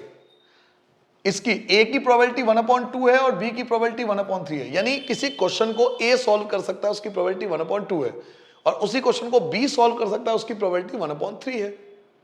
आप हो और आपका दोस्त है, सहेली, आप हो और आपके दोस्त हैं, साथ में बैठे हो, कोई क्वेश्चन आ गया, अब क्वेश्चन दो साथ में बैठे हो, ध्यान से सुनना, आप उस क्वेश्चन को सॉल्व कर सकते हो, उसकी प्रोबेबिलिटी 1/2 है, और जो दोस्त है, फ्रेंड है, वो सॉल्व कर सकता है, कर सकते हैं, उसकी प्रोबेबिलिटी 1/3 है। Now if both try to solve the problem independently, अब आपने पहले अलग अलग कोशिश करा, ऐसा कई बार होता है, ग्रुप स्टडी हम लोग करते हैं, दो दोस्त बैठे हुए, ए भी अलग सॉल्व कर रहा है, बी भी अपना सॉल्व कर रहा है, वो अपने रजिस्टर में सॉल्व करेगा, आप अपने, इन सभी चीजों को पहले आप अपनी प्रैक्टिकल लाइफ में उतारिए तो ही समझ में आएगा। अरिजीत सिंह के गाने तो बड़े जल्दी समझ में आ जाते हैं, दिल भरे गाने बड़े जल्दी समझ में आ जाते हैं आपके, ये समझ में नहीं आता, क्यों? क्योंकि महसूस नहीं है ना, वहां गानों में महसूस है। अभी गाना बज जाए कोई बढ़िया सा है तो एकदम से लिप्स अपने आप चलने लगते हैं, अपने आप ही चलने लगते हैं, क्योंकि वहां फीलिंग जा रही है भाई या फीलिंग नहीं आ रही, फीलिंग लाओ, क्वेश्चन को समझो। ए और बी दो दोस्त हैं, दोनों सॉल्व कर रहे हैं किसी क्वेश्चन को इंडिपेंडेंटली, क्वेश्चन में लिखा हुआ है, मैं कुछ नहीं बोल रहा, if both try to solve problem independently, दोनों अलग अलग सॉल्व करे, भाई तू अपने रजिस्टर में सॉल्व कर, मैं अपने रजिस्टर में सॉल्व करूंगा, पहले देखते हैं कि हम सॉल्व कर पा रहे हैं नहीं कर पा रहे, या दोनों सॉल्व कर सकते हैं, तो दोनों अलग अलग सॉल्व कर रहे हैं। फाइंड द प्रोबेबिलिटी, इस बात की प्रोबेबिलिटी निकालो, the problem is solved, problem solve हो गया। जरा ध्यान से सुनना, बड़ा अच्छा क्वेश्चन है, बहुत आराम से सुनना बेटा। क्वेश्चन नंबर ये आपका है 14, let P A is A solved problem. हमने मान लिया कि पी ए जो है वो है, ए ने सॉल्व कर लिया, ए ने सॉल्व कर लिया, इसकी प्रोबेबिलिटी 1/2 दे रखी है, और let P B is B solved problem, B solved problem, B ने प्रॉब्लम को सॉल्व कर लिया, बी ने प्रॉब्लम को सॉल्व कर लिया, इसकी प्रोबेबिलिटी आपको 1/3 दे रखा है। मैं गलत तो नहीं हूं भाई, मैं यहां तक ठीक अब समझा पाया हूं आपको। दो फ्रेंड है ए और बी, ए सॉल्व कर लेता है उसकी प्रोबेबिलिटी 1/2 है, बी सॉल्व कर लेता है उसकी प्रोबेबिलिटी 1/3 है। अच्छा, ए के सॉल्व करने की प्रोबेबिलिटी ये है, तो ए के नहीं सॉल्व करने की प्रोबेबिलिटी तो 1/2 होगी, और बी के नहीं सॉल्व करने की प्रोबेबिलिटी 2/3 होगी। ये तो आपको पता होगा ना, 1 में से माइनस कर दे, ये भी सिखाऊं क्या? चलो ये भी बता ही देता हूं, कोई बच्चा कहेगा सर हमें नहीं पता कैसे आएगा, तो लो भैया, ए के सॉल्व करने की प्रोबेबिलिटी 1/2 है, तो नहीं सॉल्व करने के लिए 1 में से 1/2 को माइनस कर दो तो 1/2 आ जाएगा।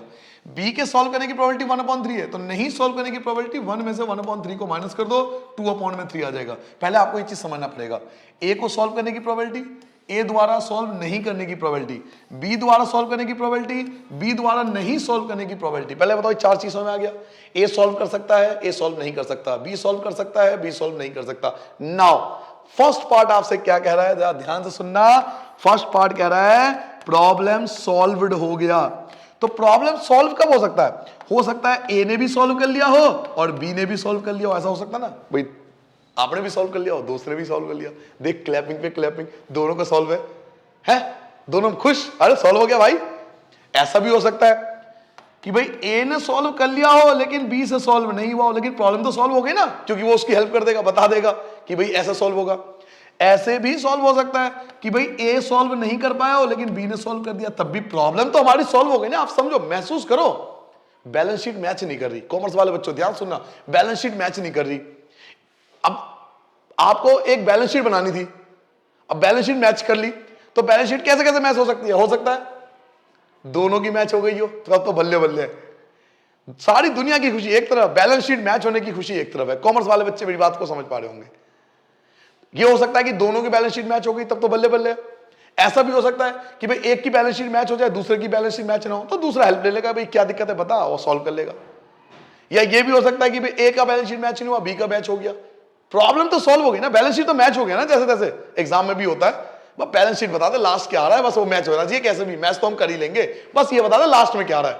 मैच करनी हमारी जिम्मेदारी है, हम भारत के बच्चे अलग ही हैं। आंसर पता होना चाहिए, आंसर तो हम ले ही आते हैं जैसे मर्जी। तो प्रॉब्लम सॉल्व करने की तीनों कैटेगरी हो सकती है। अब इनकी वैल्यू पुट कर लेंगे बेटा।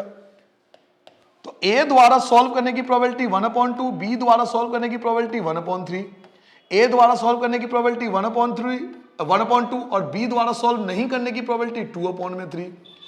ए द्वारा सॉल्व नहीं करने की प्रोबेबिलिटी 1/2 और बी द्वारा सॉल्व करने की प्रोबेबिलिटी 1/3। क्या सबको समझ में आ गया बेटा?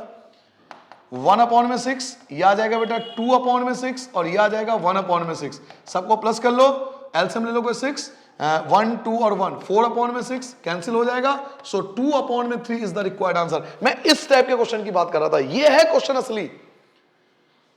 और जिन बच्चों ने महसूस किया होगा उनको समझ में आ गया होगा। प्रॉब्लम सॉल्व कब कब हो सकती है, या तो दोनों सॉल्व हो जाए, इनमें से कोई एक भी सॉल्व कर ले तो भी आंसर आ जाएगा। सेकंड पार्ट पढ़ते हैं। सेकंड पार्ट आपका क्या हो सकता है, exactly one of them solve the problem. अब दोनों सॉल्व नहीं कर पाए, लेकिन एग्जैक्टली वन, कोई एक सॉल्व कर सकता है, तो आपको समझ में आ जाना चाहिए इसमें क्या होगा। एग्जैक्टली वन में ये दोनों लेंगे, ये दोनों, मतलब एक ने सॉल्व किया, एक ने सॉल्व किया, दूसरे ने सॉल्व नहीं किया, और एक ने सॉल्व नहीं किया, दूसरे ने सॉल्व किया, ये दोनों केस लेंगे। मतलब इन दोनों को कॉस से सॉल्व करना है, ये वाला केस हम नहीं लेना। एग्जैक्टली वन मतलब कि दोनों में से किसी एक ने सॉल्व कर लिया। तो सेकंड पार्ट पे आते हैं। सेकंड पार्ट पे आते हैं बेटा, exactly one of them solve.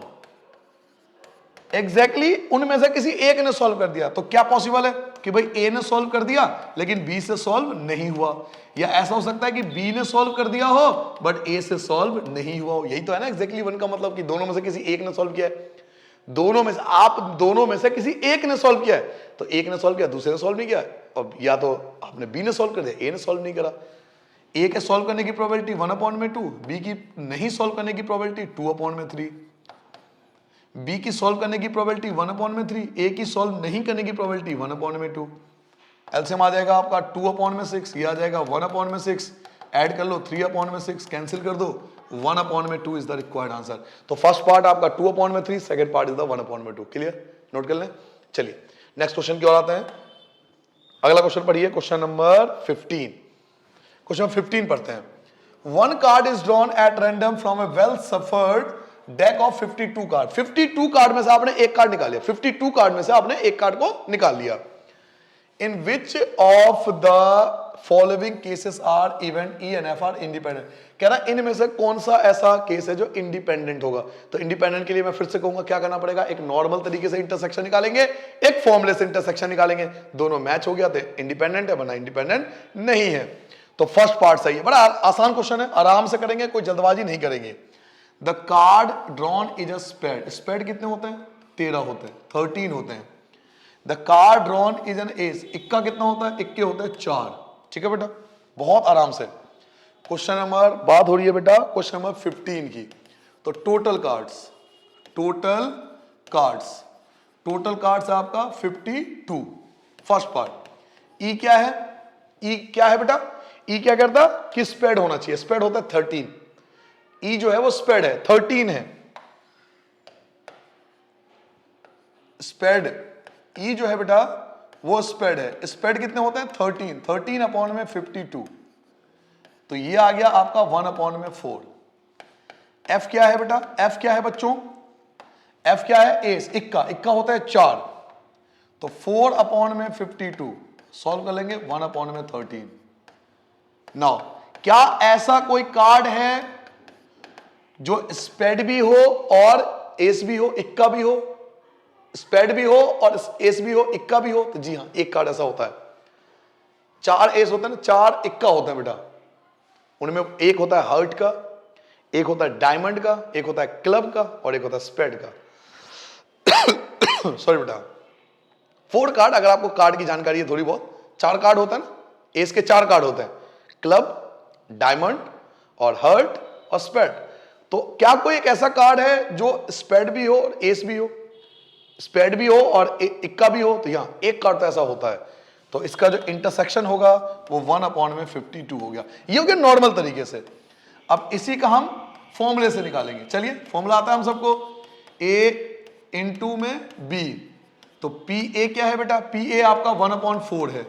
P B क्या है, तो पी बी आपका 1/13 है।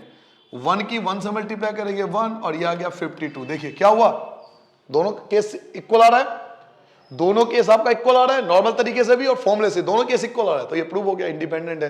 तो आप लिख सकते हो hence A and B, sorry E and F, E and F, यहां मैंने ए और बी लिख दिया गलती से, E and F, E and F, hence E and F लिखना बेटा, क्योंकि स्पेशल नाम दिया हुआ है तो हम बदल नहीं सकते। E and F are independent events. E and F जो है वो इंडिपेंडेंट इवेंट। क्लियर हो गया। सेकंड पार्ट करें। सेकंड पार्ट देखिए, the card drawn is black, black होता है बेटा 26, they are 26 black card. Black कितने होते हैं बेटा? ब्लैक होते हैं आपके 26 होते हैं, 26 ब्लैक कार्ड होते हैं। The card drawn is a king, king कितने होते हैं? तो 4 होते हैं, 4 किंग। वैसे तो एक ही किंग होना चाहिए बट 4 किंग है, कार्ड में 4 किंग होते हैं बेटा, क्योंकि 4 क्वीन है ना, 4 क्वीन को संभालने वाले भी तो चाहिए। तो ब्लैक जो है वो 26 है और किंग जो है वो 4 है। तो पहले इनके बारे में लिख देते हैं, फिर हम इंटरसेक्शन सोचेंगे। पहले ई के बारे में, 15 का सेकंड पार्ट, 15 का सेकंड पार्ट की बात हो रही है। यहां जो आपका ई है, ई क्या है कि ब्लैक कार्ड, ब्लैक कितने होते हैं? 26 होते हैं। तो 26 अपॉन में 52 कैंसिल करोगे 1 अपॉन में 2 आ जाएगा। सेकेंड आपका किंग, किंग कितने हैं? तो 4 अपॉन में 52 कैंसिल करोगे 1 अपॉन 13 आ जाएगा। क्या कोई ऐसा कार्ड है जो ब्लैक भी हो और किंग भी हो? क्या कोई ऐसा कार्ड है जो ब्लैक भी हो और किंग भी हो? जी हां, ऐसे 2 कार्ड होते हैं, ऐसे 2 कार्ड होते हैं जो ब्लैक में भी आता है और किंग में भी आता है। कौन? स्पेड और एक क्लब।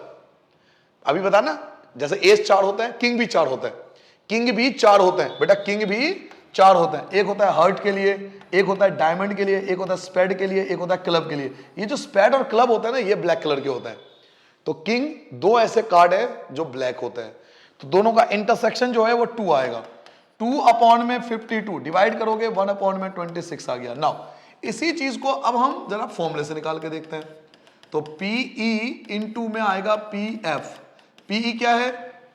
1 अपॉन में 2। पीएफ क्या है? तो 1 अपॉन में 13 मल्टीप्लाई कर लो 1 अपॉन में 26। देखिए दोनों पार्ट इक्वल आ रहा है, दोनों पार्ट आपका इक्वल है, दोनों पार्ट इक्वल है। तो आप लिख सकते हो, बेटा hence E and F are independent event, E and F are independent event. बहुत आराम से इजी तरीके से मैथ पढ़ रहे हैं, कोई टेंशन नहीं होनी चाहिए मैथ पढ़ते हुए, रिलैक्स रहे, आराम से पढ़े और रात को पढ़े, ज्यादा मजा आएगा मैथ पढ़ते हुए।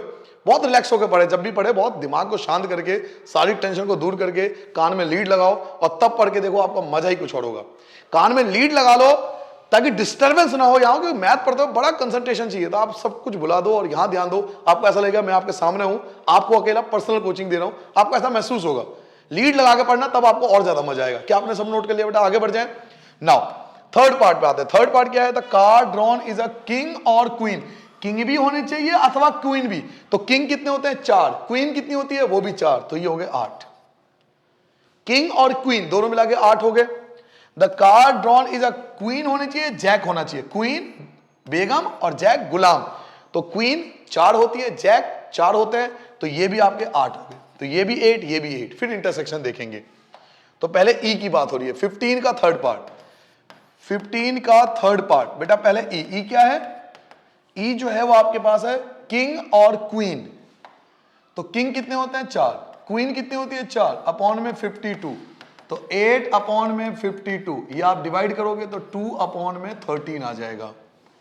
एफ क्या कह रहा है आपसे? क्वीन और जैक। क्वीन 4 होती है, जैक भी 4 होते हैं, अपॉन में 50। क्वीन और जैक, तो 8 अपॉन में 52, 2 अपॉन में 13। कई बार मुझसे बच्चे पूछ लेते हैं कि सर आपने 4+4 लिखा, क्या हम डायरेक्ट नहीं लिख सकते? लिख सकते हो, लेकिन जो ऐसे लिखेगा ना उसकी वैल्यू थोड़ी बढ़ जाती है टीचर के आगे, क्योंकि यहां पे आप पूरा डिटेल दे रहे हो कि 4 किंग है, 4 क्वीन है और 4, इस प्रकार से आप पूरा डिटेल दे रहे हो, है ना। तो इस प्रकार लिखो ज्यादा अच्छा है मेरे अकॉर्डिंग। बाकी आप डायरेक्ट लिखो, गलत नहीं, आंसर वही आएगा। नाउ क्या दोनों में कोई इंटरसेक्शन है? तो जी हाँ इंटरसेक्शन है। देखिए क्वीन दोनों में आ रहा है, क्वीन यहां भी है, क्वीन यहां भी है बेटा, ध्यान से देखो। क्वीन ये रहा, क्वीन जो है यहां भी है और क्वीन यहां भी है। रानी दोनों जगह है। बहुत बढ़िया, बहुत सुंदर। तो क्वीन कितनी है? 4 अपॉन में 52, तो 1 अपॉन में 13 आ जाएगा। तो ये तो हो गया नॉर्मल तरीके से। नाउ इसी चीज को जरा फॉर्मूले से करके देख लेते हैं। ई इंटरसेक्शन एफ, तो पीई इंटू में पी एफ। पीई क्या है बेटा? पीई आपका 2 अपॉन में 13, 2 अपॉन में 13। पीएफ क्या है? तो 2 अपॉन में 13, 4 अपॉन में 169। क्या हुआ? दोनों अलग अलग, देखिए दोनों डिफरेंट है, दोनों डिफरेंट वैल्यू आ रहा है। एक ही चीज की 2 डिफरेंट वैल्यू नहीं हो सकती, एक ही चीज की 2 डिफरेंट वैल्यू नहीं आ सकती। तो आप क्या लिख सकते हो? आप लिख सकते हो hence E and F are not independent event. E और एफ जो है वो इंडिपेंडेंट इवेंट नहीं है। अगले क्वेश्चन की ओर आते हैं। क्वेश्चन नंबर पढ़ते हैं आपका 16। पढ़िए 16 क्वेश्चन क्या है? इन अ हॉस्टल, एक हॉस्टल में 60% स्टूडेंट रीड हिंदी न्यूज़पेपर, 60% बच्चे जो हिंदी न्यूज़पेपर पढ़ते हैं, 60% जो है वो हिंदी न्यूज़पेपर पढ़ते हैं, ठीक है। 40% रीड इंग्लिश न्यूज़पेपर, 40% जो है वो इंग्लिश न्यूज़पेपर पढ़ते हैं। 20% जो है रीड बोथ हिंदी, बोथ मतलब इंटरसेक्शन, बोथ इंटरसेक्शन यानी हिंदी और इंग्लिश का इंटरसेक्शन, हिंदी और इंग्लिश का इंटरसेक्शन दोनों पढ़ते हैं, ऐसे 20% स्टूडेंट है न्यूज़पेपर। एक स्टूडेंट इज सेलेक्टेड, एक बच्चे को चुना गया। अब अगर आपसे पूछा, पहले हम ये सब बातें लिख लेते हैं, फिर हम पढ़ेंगे क्वेश्चन के आगे डिटेल। क्वेश्चन नंबर 16 देखिए बेटा, क्वेश्चन नंबर 16, क्वेश्चन नंबर 16, जी हाँ। लेट ई इज इंग्लिश, पहले हिंदी आ रहा था क्या, पहले हिंदी लिखा था ना, तो पहले हिंदी के बारे में लिख लेते हैं। Let H is Hindi, let H is Hindi और ई इज इंग्लिश, ये सब बातें लिख लिया करो। एच जो है आपने हिंदी को डिनोट कर दिया, ई जो है वो आपने इंग्लिश को डिनोट कर दिया। तो हिंदी वाले जो हैं वो आपके 60% है, 60 अपॉन में 100 आप डिवाइड कर दोगे तो 3 अपॉन में 5 आएगा, 3 अपॉन में 5, ये आ गए हिंदी वाले। और आपके इंग्लिश वाले जो हैं वो हैं कितने थे बेटा, इंग्लिश वाले क्या 40% जो है वो इंग्लिश वाले हैं। 0 से 0, 2 अपॉन में 5, 2 अपॉन में 5। हिंदी और इंग्लिश का इंटरसेक्शन यानी बोथ वाले 20 है, 20 अपॉन में 100 डिवाइड कर दोगे 1 अपॉन में 5। So here is the probability of Hindi, here is the probability of English and here is the probability of both intersection. ये तो हो गया आपका जो डिटेल गिवन था उसके अकॉर्डिंग। नाउ अब हम पढ़ते हैं कि हमें क्वेश्चन में पूछ क्या रहा है। क्वेश्चन में पूछा रहा है फाइंड द प्रोबेबिलिटी दैट, इस बात की प्रोबेबिलिटी निकालो, she read neither Hindi NOR English, ना तो हिंदी और ना ही इंग्लिश, कतई अनपढ़ बच्चा, ना हिंदी न्यूज़पेपर ना इंग्लिश न्यूज़पेपर, किसी से मतलब नहीं, कोई दिक्कत नहीं, दोनों में से कोई सब्जेक्ट नहीं पढ़ रहे। तो नाइदर और नोर का केस है बेटा, फर्स्ट पार्ट, पहला पार्ट, ना तो हिंदी न्यूज़पेपर और ना ही इंग्लिश न्यूज़पेपर, क्योंकि नाइदर एंड नोर में मैंने आपको बताया बीच में एंड आता है, याद कीजिए। नाइदर और नोर के लिए हम लोग बीच में एंड का इस्तेमाल करते हैं।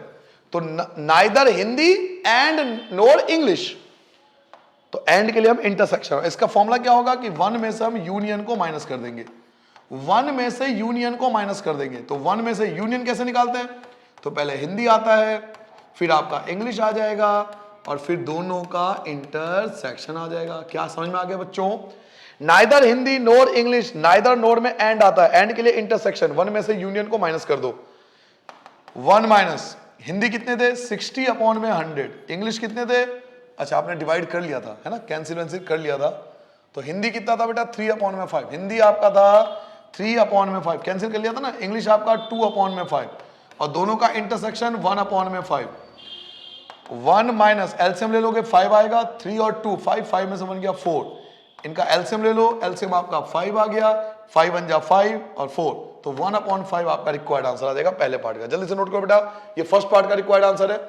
नाउ सेकंड पार्ट आता है, सेकंड पार्ट पर ये क्या कह रहा है, if she read Hindi newspaper, Hindi newspaper पढ़ती है, हिंदी न्यूज़पेपर पढ़ती है, तो find the probability that she read English newspaper. अब देखिए ये आ गया कंडीशन, ये आ गया कंडीशन, इफ देखिए इफ से शुरू हो रहा है और find, she read Hindi newspaper, Hindi newspaper तो पढ़ती है, फाइंड करो क्या कि वो इंग्लिश न्यूज़पेपर पढ़ती है। तो जो फाइंड करना होता है वो पहले लिखते ना, याद कीजिए, ये फाइंड करना है, ये चीज हमें फाइंड करना है, इस बात की प्रोबेबिलिटी फाइंड करना है कि शी रीड इंग्लिश न्यूज़पेपर, तो जो फाइंड करना है वो पहले लिखते हैं।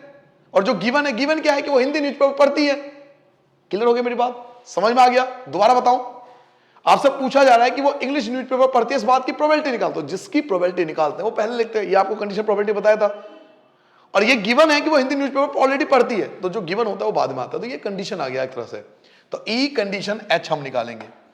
यहां हम सेकंड पार्ट में बेटा ई कंडीशन एच निकालेंगे, तो दोनों का फॉर्मूला लगाएंगे, एच और ई का इंटरसेक्शन और अपॉन में आएगा पी एच, दोनों का इंटरसेक्शन क्या था 1 अपॉन में 5, 1 अपॉन में 5 और पी एच क्या है, पी एच आपका 3 अपॉन में 5, 3 अपॉन में 5, 5 से 5 कैंसिल, 1 अपॉन 3 आपका रिक्वायर्ड आंसर।